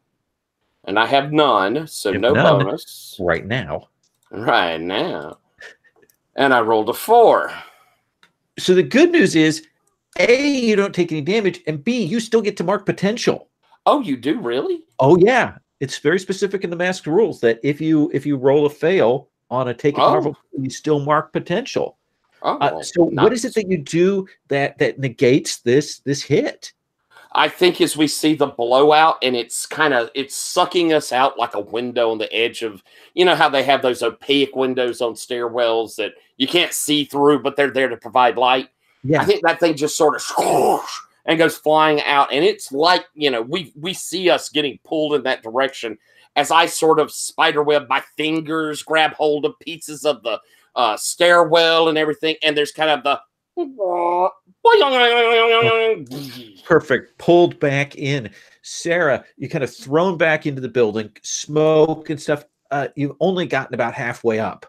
That blast kind of prevented you and Oddball from getting up to the top where you need to be. The fire is still raging, here inside. It's been slowed by the sprinklers, but it's still present. What do you want to do? All right. Well, I've got my grapple gun, so I'm going to shoot that out and just try to recover from this fall. Okay. Yeah. No, he was yeah. So with the take a powerful blow, I think you're in decent shape. So what do you want to do? Yeah, I'm going to shoot out my grapple gun, and this time I'm going to drag Oddball up with me. Okay. Then let's have you unleash your powers.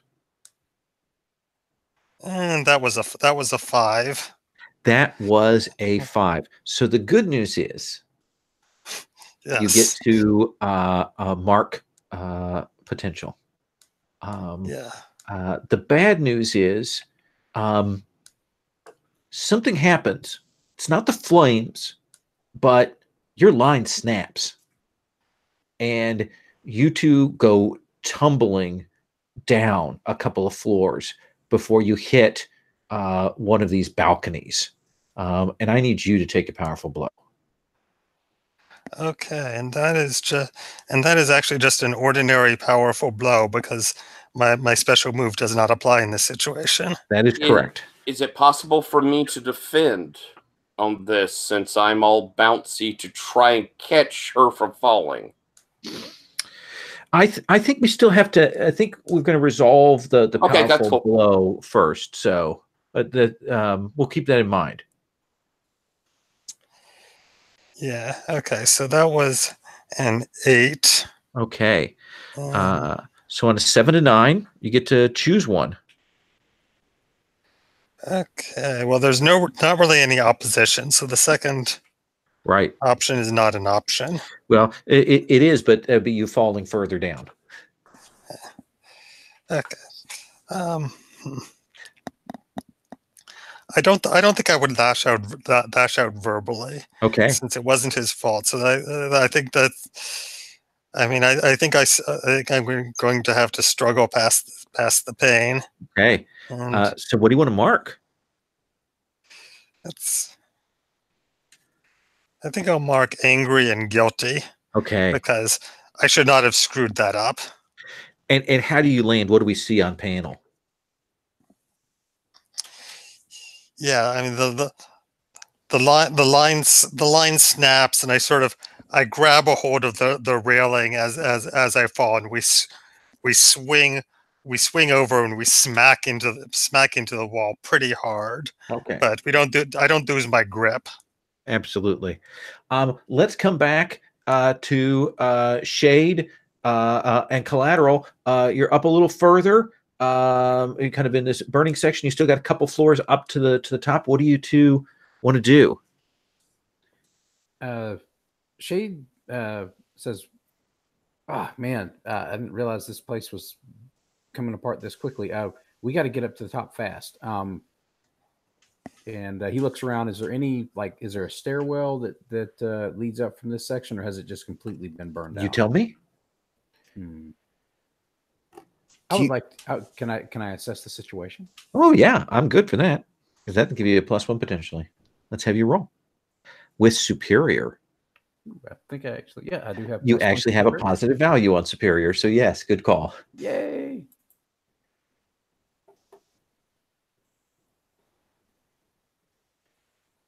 That is a 5 though, so no. Even with the 1 from your superior? Yeah, I have a 4 on the dice. So. All right. So you are going to mark potential. And you will hear something kind of hit. It's not the fire, but something else, and the floor underneath you gives. And you will start dropping to the ground. Falling down the side of this. What do you do, Collateral? Yeah. So I don't have really time to think, but I'm right next to Shade, and so I think I just throw Shade. Okay. Like I'll take the fall and I'll just throw Shade. So yeah, I'm gonna throw. Didn't mean to. Yeah, there we go. Okay. So he's such a great hero after all. Right. Would you say that we're near the opening to the building? Like, are we near you've busted in, so you're maybe 10 feet in from the hole that you busted through. So I think I'm gonna try to get Shade some momentum up, and so I'm just gonna grab Shade by the by the scruff, by the cloak, and just throw him out the thing up. Okay. And then probably take this fall. Let's see what happens. Let's have you unleash your powers. Okay. I like deleting these and then re-rolling.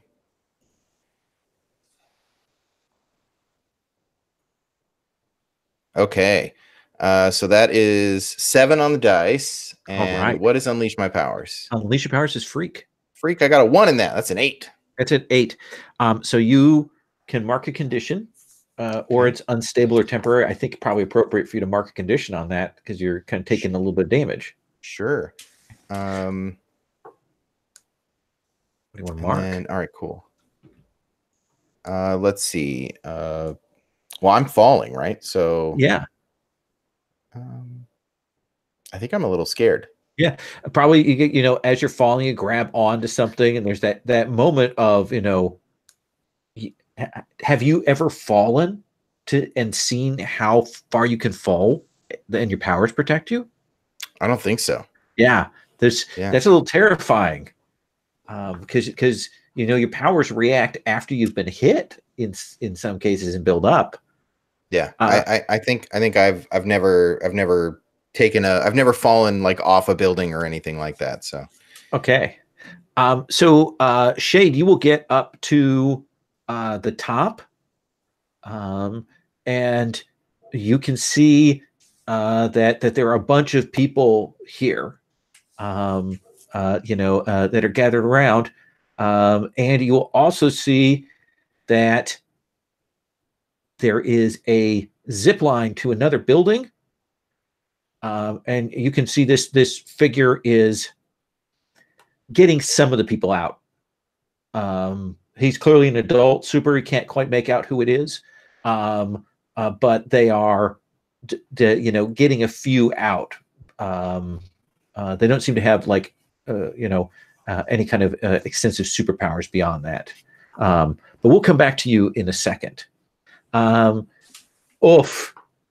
That landing was hard, and you look over Oddball, and you can see that rung Sarah Sparks' bell. I think that as we're clinging up, and I think I've kind of oozed around, so I grabbed a hold. So we're, I'm holding me, and because Sarah had been holding me before, so I've kind of supported my own stuff. And now I'm looking, and I'm like, Sarah, it's okay. You've got this. I'm right behind you. Take us home. And I'd like to support. Excellent. All right. Let's have you roll mundane. All right. I'm good at that. You are good at that. Well, I rolled an 8.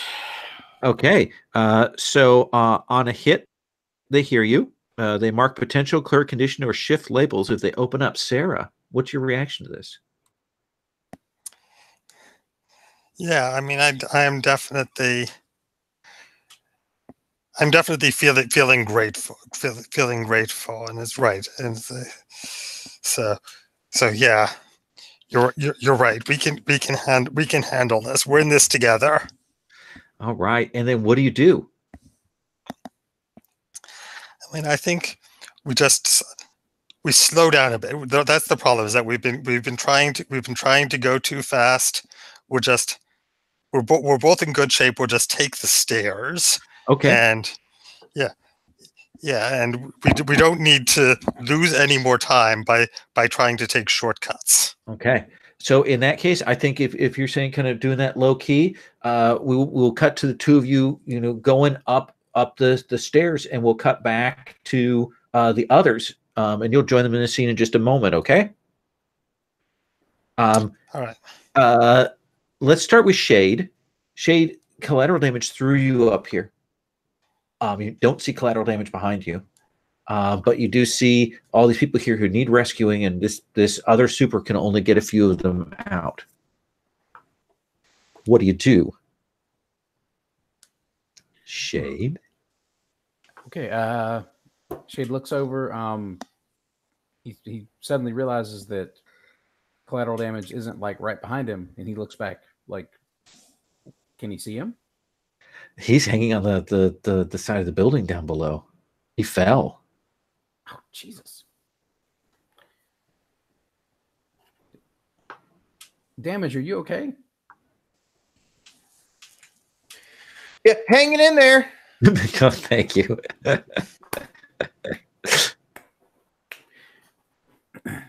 That's my line.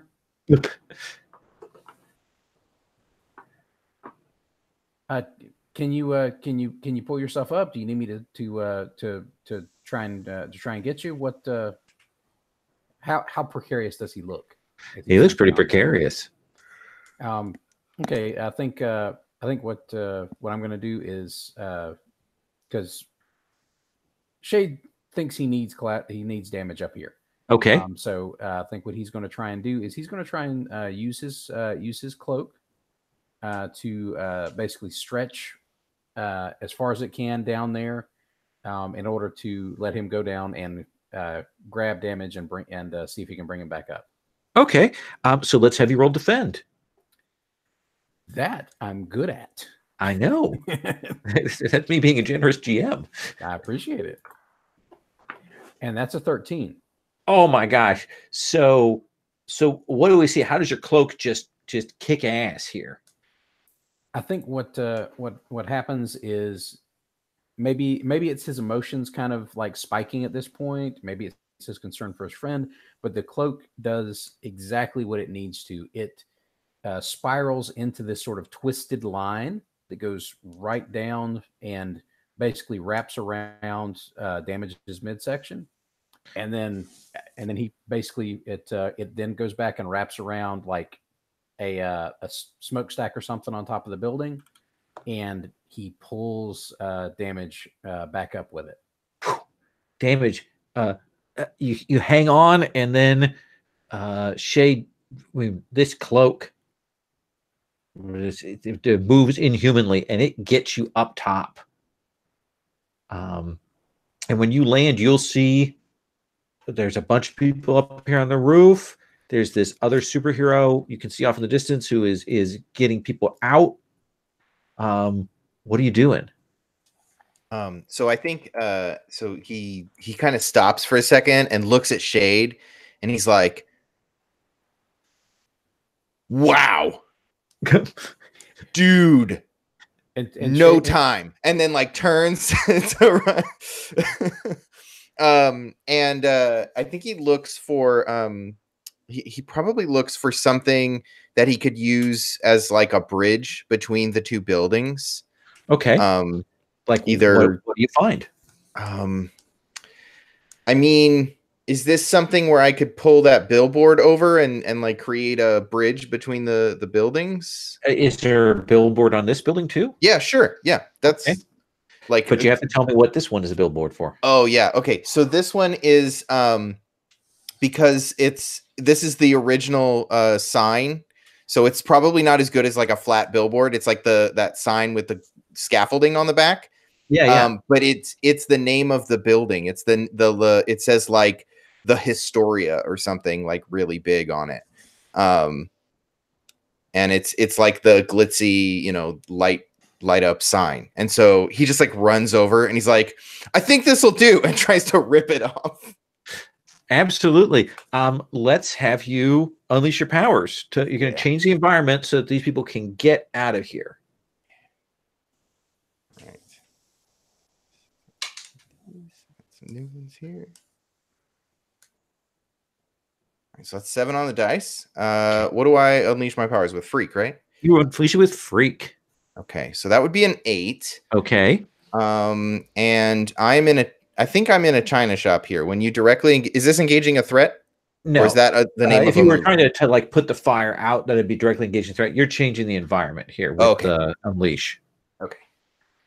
So now Shade could help.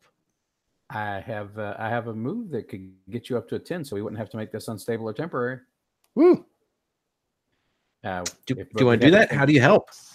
I think Shade, as he's like getting this billboard up, I think Shade is basically like using his cloak to sort of like center him and say, okay, here's where we need to put it so it can reach over here and hit the stable portion of this other building.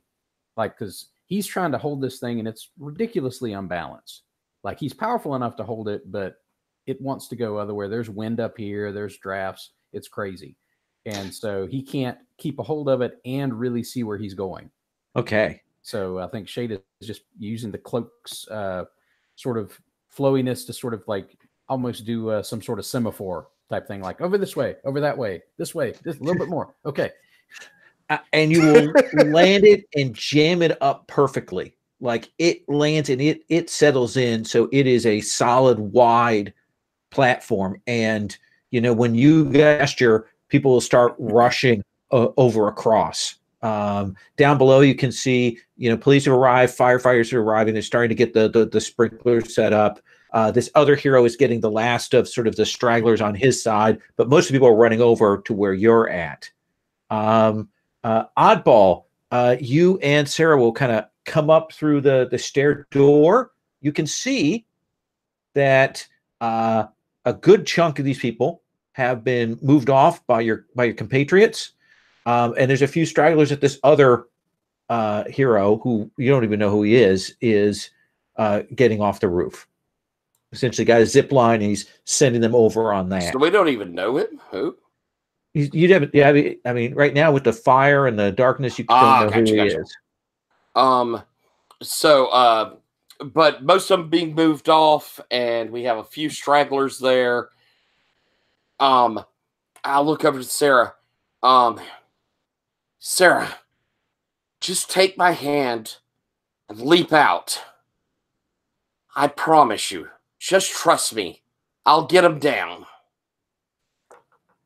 But I need you to jump and spin. Yes, I absolutely do this. Okay. So, Oddball, what is it you do? As she grabs my hand and extends out as I kind of sweep up tarp like, grabbing the ones left, As she leaps out the window and begins twirling, my arm begins spinning around and around as she twirls. And as I follow out with them wrapped up in me, at the top, right where my hair is, because I have great hair. Right. It spreads and the whole thing begins twirling from her spins to helicopter us down. Let's have you roll defend to protect and rescue these people here. All right, defend comes off of savior. Yeah. I'm not horrible at that. No. This is golden age, baby. That is And I got a 7. That is a 7. Sarah, let me ask you a question as you start to do this. What's your reaction as you see Night Terror getting these people off of the building? I think I freeze for a second. I mean, I think I'm just shocked. I mean, I knew he was out of prison, but I didn't expect to see him. Absolutely. And there's probably that you'll hear Oddball's voice kind of cut through that. And do you go?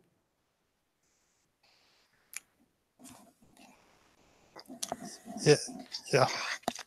Okay. Right. Then that's the thing is he does that line and drops you and these remaining people, you will float down to the ground.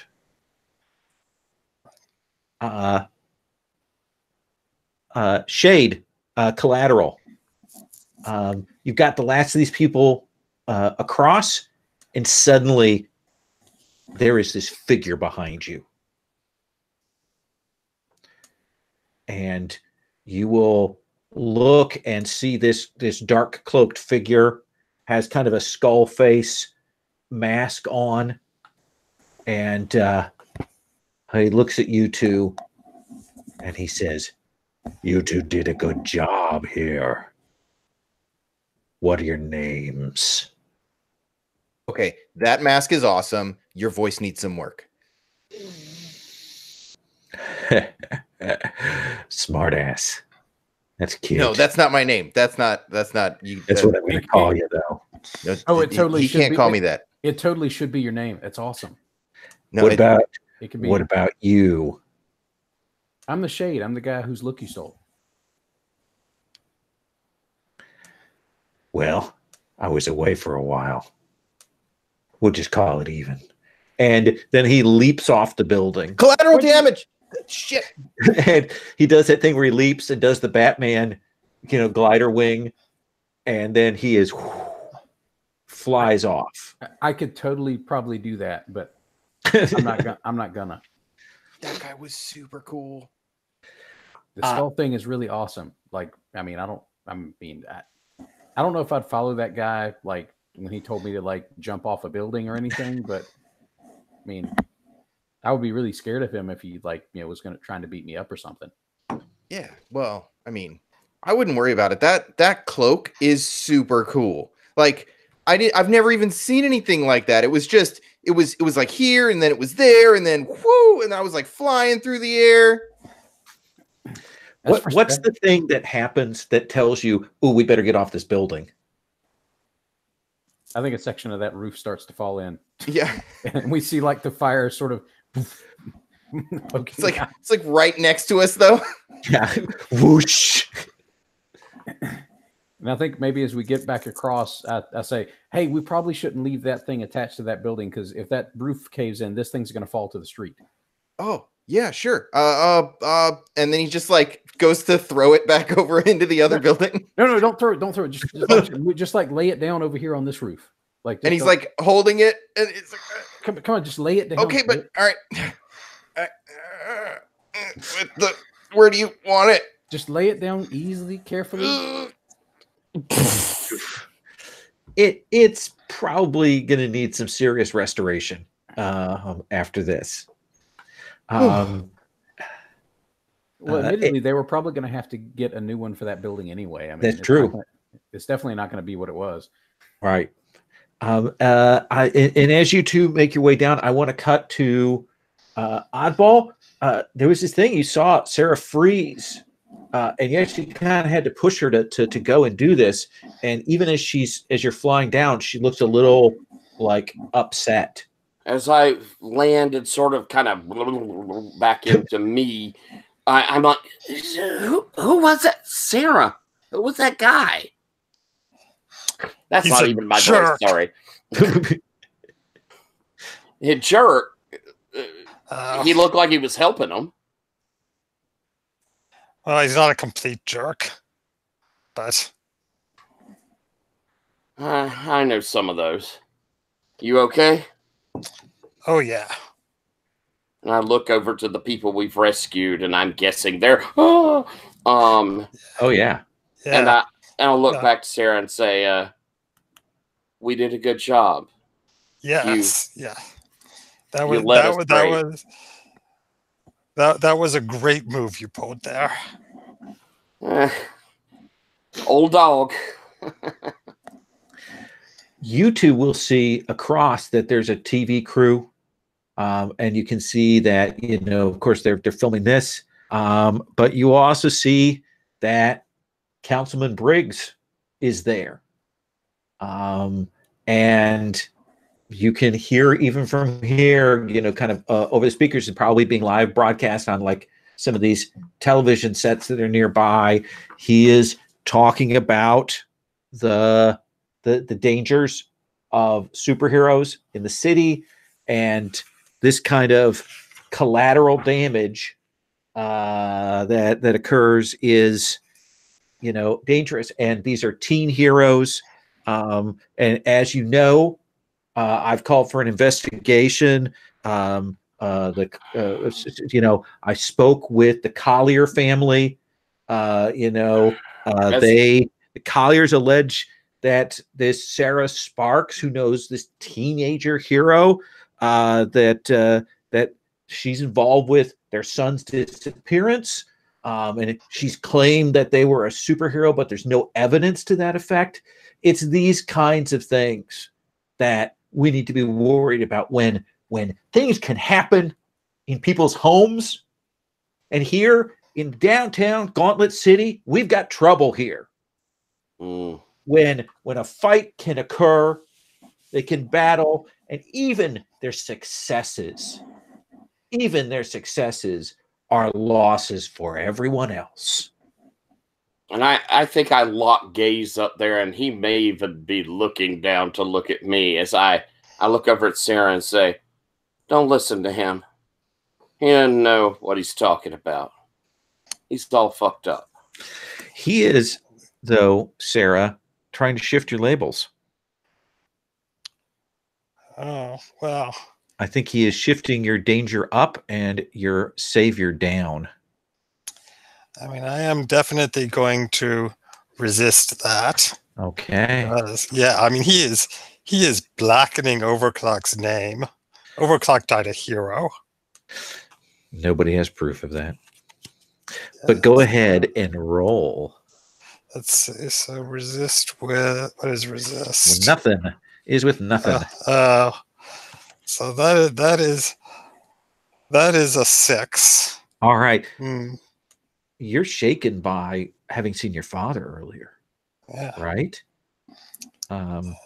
So I think I want you to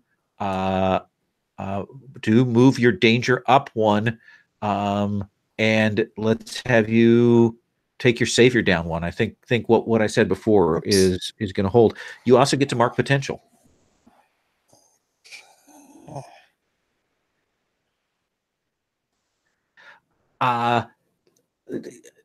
Shade collateral. You come down. You can see the press is out there. Firefighters out there. You'll see Oddball and Sarah. Maybe looking. You kind of expect them to look a little more excited about this victory. Yeah, I mean, that thing that Oddball did, I mean, we could see that from where we were. Man, that was amazing. So we go over and talk to them? Yeah. Basically, I run up to Oddball. I'm like, oh my God, that was the most amazing thing I've ever seen. I didn't know you could do that. Like, I just thought I knew you could stretch and stuff, but you were like a human ornithopter thing. I mean, it was Ornithopter. It's it's just about knowing how the air works. I'm good at being things, and I sort of smile. But you can see I'm really keeping a side eye over at this guy bitching at us. It's clearly bothering me. Oh my gosh, I oddball. I didn't know you could do that. Like, this is awesome. With the whole spinny. I learned a few tricks over the years, but honestly, Sarah's the one who got the building to start, putting itself out, and she's the one who led me all the way up there. So, I mean, it wasn't like me.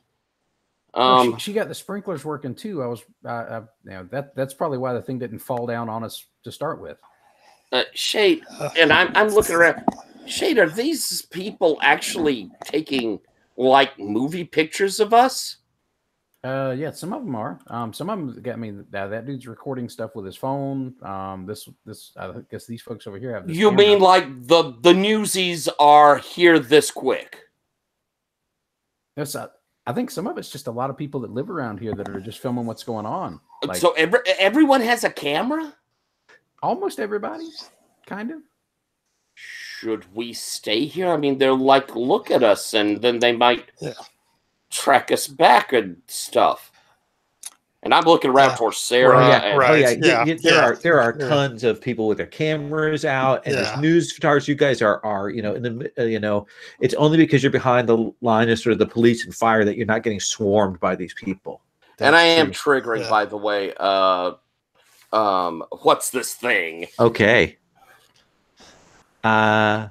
So I'm asking someone to tell me what I'm supposed to do with all these cameras looking at me, and I was centering it on Shade there. Okay, sure. And Shade says, "Hey, we smile, we wave, we leave. We've done our job, and that's we're heroes. We saved it. We saved everybody." I'll look back up towards Briggs, and we're heroes. But I'll take the advice. These so-called heroes.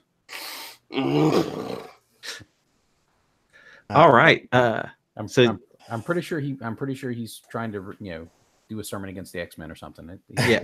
I think I look at Sarah and I'm like, oh, well, do you think I should get a mask? There was this super cool guy up there with this mask. It had like a skull on it. And I was like, I'm always just like out here with my face. Like, yeah, he claimed he'd been doing this cloak thing before I did it, but I'm not sure about that.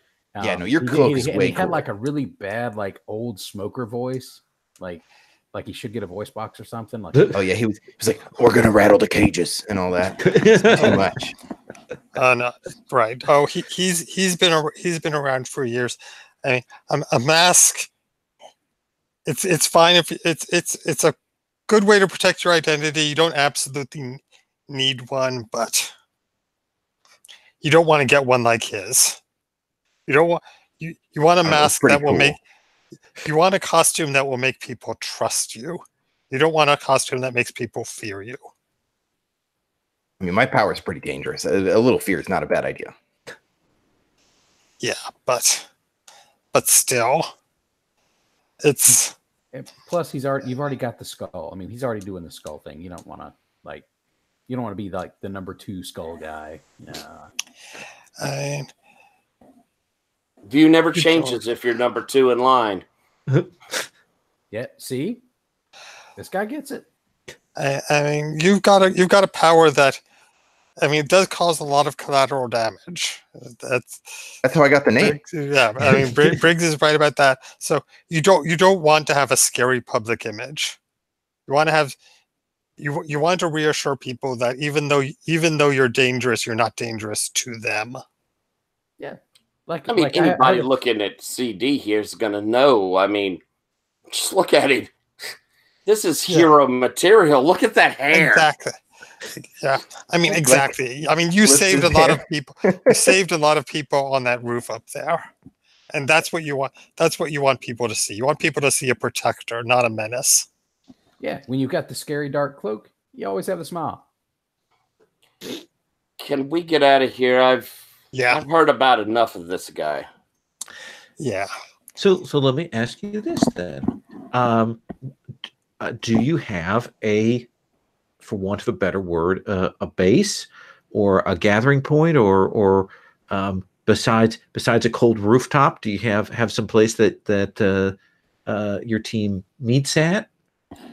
Do we all know? Just to ask out, do we know are we all going to the same school? First, as a question of setting, but second, do we all know who we are there? I'm guessing that Beacon would totally tell you. Yeah. I suspect it's probably better to do the giving out of identities, given the confusion that we had last time. Cool. Then I don't know do we think we have some sort of headquarters, or do we just like get in one of our dorm rooms, or do we climb up the banister to get into someone's bedroom or whatever?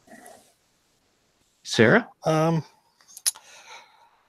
think there was this coffee shop / dim sum place. Oh yeah, that we established last time. I think I've got a key. Yeah. So I can, and the owners know me. They don't mind if I let people in after hours and we grab some coffee and absolutely just grab a booth in the back. Yeah, that's why Spark's our leader. Yeah, it's called a bun there, done that. And it's after you guys can go in there. It's a very it has the billboard on the wall with all the posters stuck to it, and it has the chalkboard that they put out front, and even like a chalkboard wall that people could draw on, and they've got like some gelato, and they've got like 6 kinds of gelato, and they have they do po' boys as well as a dim sum. They're trying everything to go here. So the 4 of you can sit and talk in the aftermath of this. I think we did pretty good there. I mean, it kind of bummed out at the end. What kind of douchebag's gonna say that after we saved a bunch of folks from a burning building? Back where I come from, saving from a burning building is almost like a thing they talk about as a stereotype for being a human. Ran into a burning building. Oh yeah, we absolutely did a good job. This guy is just playing politics. He's trying to stir people up against superheroes. I mean, it's happened a few times in the past. It never seems to last very long. But and I think that does trigger your triumphant celebration team move there, Oddball. My what? Your team move, your triumphant celebration. When you share a triumphant celebration with someone, ask whether they think your future self could have won this victory. You talked about, that guy and stuff. I think you kind of walked into that one. I did, because I wasn't looking at it. Yeah. So you can mark potential, and I'm going to shift. I think I want to shift your freak down and your savior up. All right. Okay. Does anybody else? The triumphant celebration is often an odd thing because often it's a big group thing, and they kind of all trigger off at once. I don't know if anybody else is pushing to hit theirs.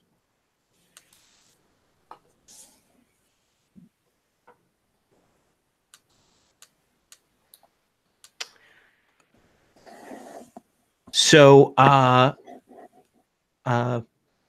you guys will hear the reports. I mean, if you turn on a little TV, certainly Councilman Briggs is talking about this. You'll also see a report that the Aeon agency has finally confirmed that there's an ongoing investigation of one of their senior scientists, Dr. Nicholas Allset, that he's vanished, and Eon's sort of been forced to admit that he may have been involved in some criminal activities that are classified. but they're essentially finally getting around to putting that out there, and that's the other sort of big story that's on the news. So going with the triumphant celebration thing, Yeah. I think because you said there's like this chalk wall, and I think I go over and I write everyone's name on the chalk wall, and then I start making tick marks for how many people each of us saved. That's awesome. And I look over at Sarah, and I'm like, "Well, it looks like Team Throwing Shade had the bigger save count." Trying to egg on my rival here. Don't forget that time I saved you. Right, that's an extra one, and then I mark an extra. Oh, and then you saved me. You saved me right before. I saved you too. I saved you like 2 times. I think it's only fair that each person only counts once. Okay. All right. So I erase one. What happens with your rival? Is there a particular trigger on that, or is it just the special ability that goes on with that? It says when you share a triumphant celebration with someone, make them your love or rival immediately to mark potential. If they're already your love or rival, take influence over them and mark potential. Okay. So I don't know if that triggers. Yeah, that seems fair.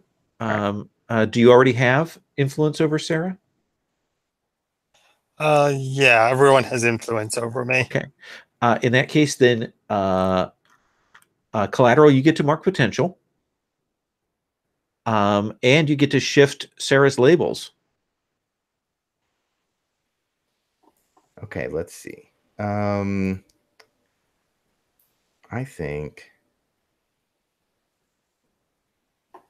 think Sarah needs to be a little more dangerous, because I think the reason they didn't save as many people is because they didn't take as many risks.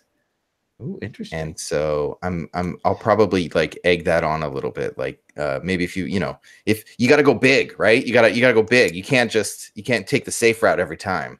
And I'll try to I think I'll raise your danger. What do I pick? What goes up and down? Yep. Okay, so I'll raise your danger, and I think I'll drop your mundane. Yeah, like just lean into it. We should be out there, right? Like just make a big showy thing and just save the people. And Sarah, what's your reaction to all of this? I'm going to. Yeah, I'm going to talk to Oddball and say, I was really impressed with how you took charge up there. You did a great job. Yeah, and I'm telling them that I see them as an equal. Okay. So do they already have influence over you? Yep. Yes. Okay. So you get to mark potential, and Oddball, you get to shift Sarah's labels. Ooh. Sarah's labels. Yeah. Okay. And okay, then I think because I'm angling myself, I feel like I'm piling on poor Steven. Because I'm angling for something too. So I think I'm going to shift. I shift one, or do I do reciprocal? So you shift one up and one down. One up, one down. All right. I think I'm going to shift superior down one. And I think I'm going to shift mundane up one.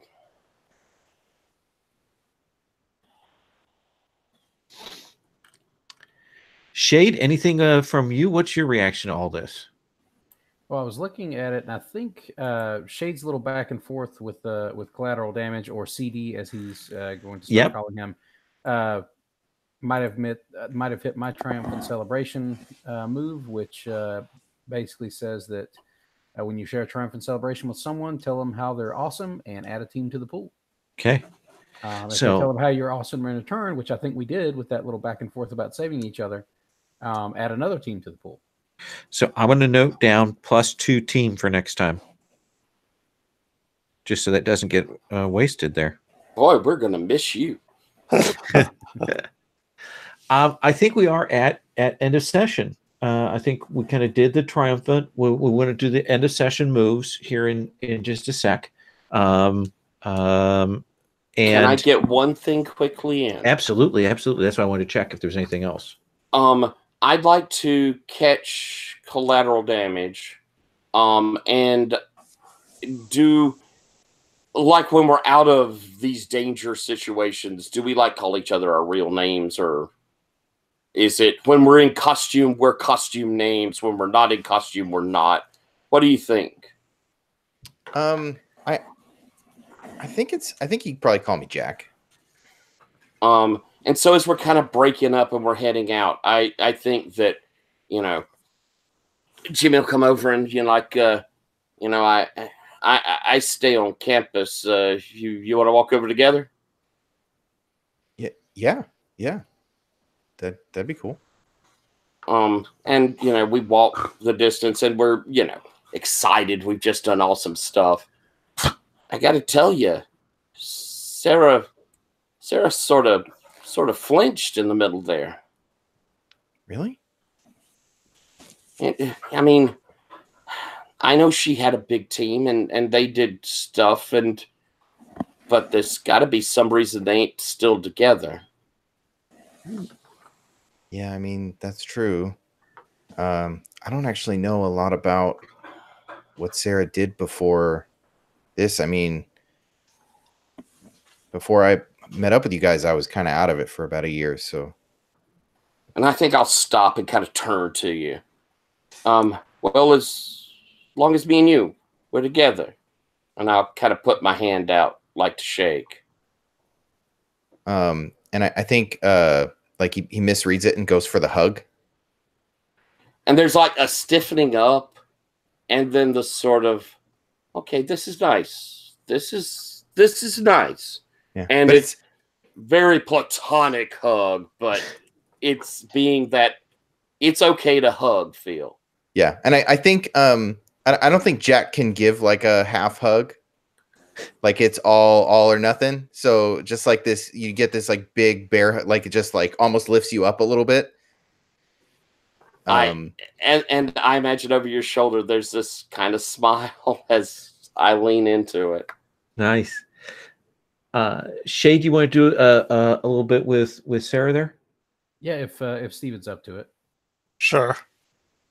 I think as we're breaking up, I think Shade comes over, and he sort of glances over and says, "Hey, you said you knew who that guy was. Like, what's his deal?"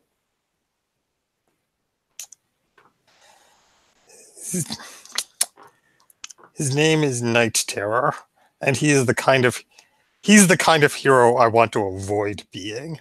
I don't want to be anything like him. What does he do? I mean, I've never heard of him. He said he'd been gone for a while, but I didn't know what the heck he meant by that. He was in prison. Oh, He beat up a cop. like, I mean, a bad cop? No, an undercover police officer. He's dangerous. He's reckless. He definitely sounds like bad news. He is. He's got a bad temper. He likes to hurt people.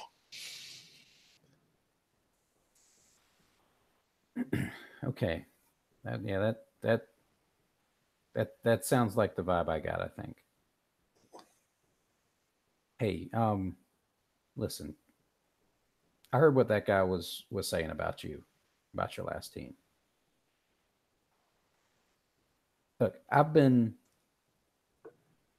following and nerding out about like superhero stuff for as long as I can remember. And listen, the one thing that's a constant is that when you try to help people, sometimes you can't save everybody.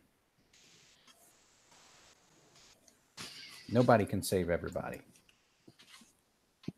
But we saved a lot of people tonight, and it was your plan that got everybody there and got us where we needed to be to do it.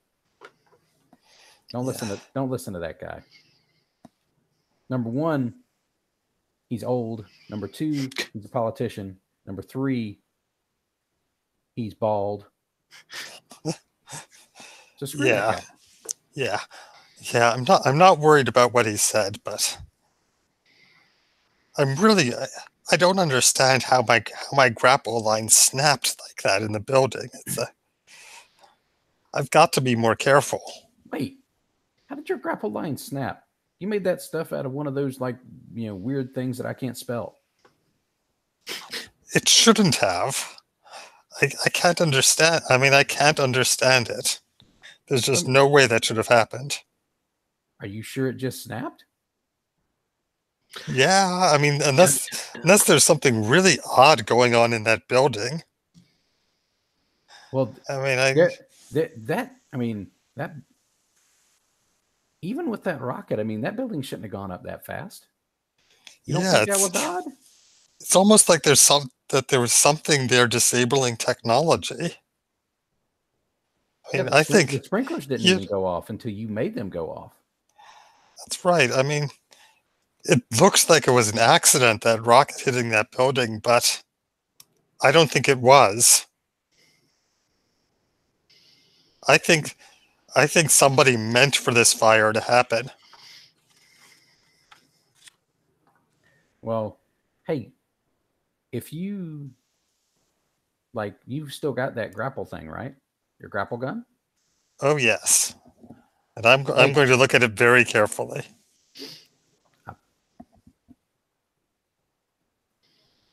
I've been watching things just long enough to know that I think you're going to find something there.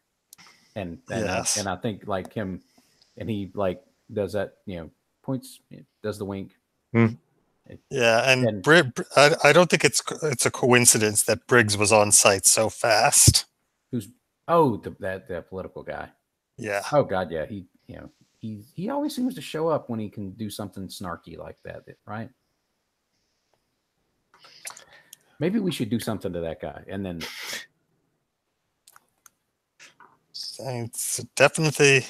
He's definitely someone worth looking into. Yes, looking into, and you don't see Shades like steepling his fingers. Yes, smiling evilly. All right, I need to move to end of session, everybody. Let's start. Chris, do you think that the Shade grew close to the team, grew into your own image of yourself, or grew away from the team? I think he definitely grew closer to the team. And okay. And I was trying to do like a comfort and support, but I don't know if I really hit it on Sarah in that last part. We can do that if you want to resolve that. Yeah, I'll throw that roll up and I'll post it in the chat if you want to go ahead and continue with the end okay stuff. So who made you feel welcome? Oh, it was definitely CD. I mean, he jumped in, he helped me out. He didn't try to like lord it over me at that point. Like we made it something funny later, and Shade really appreciated that. So you give influence over you to Collateral. Does he already have influence over you? Everybody's got influence over me. All right. In that case, Collateral, you get to shift one of the Shades labels up and one of them down. All right, let's see. The Shade. Let's. Oh yeah, we're gonna bring that danger up. And we're gonna drop. We're gonna drop your mundane. That makes sense. We're heroes. And Shade, you get to mark potential. Okay. And let me get to that point. Oh, by the way, I rolled an 11 on the comfort and support. 8 okay. plus 10. 8 plus my comfort and my mundane, which is Okay. In that case, on a hit, they hear you. They can mark potential, clear a condition, or shift labels if they open up to you. Yeah, and I think I definitely open up to them, and I'll clear my angry condition. That makes sense. Collateral damage. Did you grow close to the team, into your own image of yourself, or away from the team? I think closer to the team. Okay. Yeah, I definitely didn't improve my image. Let's see. Who made me feel welcome? Definitely the Shade. Okay. Yeah. So you give the Shade influence over you. Okay. Does he already have that or not? The Shade did not have influence over me. Okay, so you will do that. And you, collateral damage, get to either mark a potential or clear a condition. Oh, yeah, I have a condition. Yeah. But there's also delicious potential. Yeah, I know. So tasty. I'm going to take the potential. Yeah. Because surely, I mean, how often are you going to need to directly engage a threat? Right? It's fine. Yeah. Sarah, closer to the team, into your own image of yourself, or away from the team? Oh, definitely closer to the team. And who made you feel welcome? Oh, particularly Oddball. I mean, when Oddball told me to jump off a building, that's a real team. That's real team spirit. Oddball, you may shift Sarah's labels, or because you've already shifted in the same sort of scene, you can opt to not. I think I'll opt to not, because I've already done that. Unless, I mean, Steven, you want me to shift particularly? You see some reason that my vision. I feel like we kind of had our moment. Okay, yeah, that's fine. Cool. And Oddball, you get to mark potential. Oh, sorry, Sarah gets to mark potential. Yeah, Oddball. Sarah, yes. Okay, sorry, this is always the problem with this process. Which brings us to Oddball, close to the team, into your own image of yourself, or away from the team. I think I got closer to the team. Yeah. And it's sort of, who it was most, because I feel like, Sarah and I worked together all this time, but I got a big old bear hug at the end. So I think it was probably CD. I think, Kali, that you were the one. So did he already have influence over you? Yes, I believe so. Yes. Then collateral damage, you get to shift Oddball's labels. All right. Everybody's going to let's get dangerous. So let's actually, you know what? I think I want, what's the thing that you would roll to like be yourself? That's usually mundane. And I'm at top. Yeah. You know what? I'm going to boost. I think I'm going to boost your freak. Okay. And I'm going to drop your mundane. That's about power uses. That makes sense. Yeah. And drop my... mundane? Yeah, I think mundane. Okay. And you can clear a condition or mark potential, Oddball. I took potential because I had no conditions. Awesome. So that's where we're going to stop. I will do a check-in at the beginning of next session. We'll integrate the new person. Chris, thank you for coming in with an awesome character. I'll put him on the other tab, and it was great to have you again. I appreciate you rushing home after a long day. And Stephen, the audio sounded pretty good. I don't think we had any problems. Yeah. The bandwidth seems to be all right. It was just there was a bit of weirdness connecting. Yeah.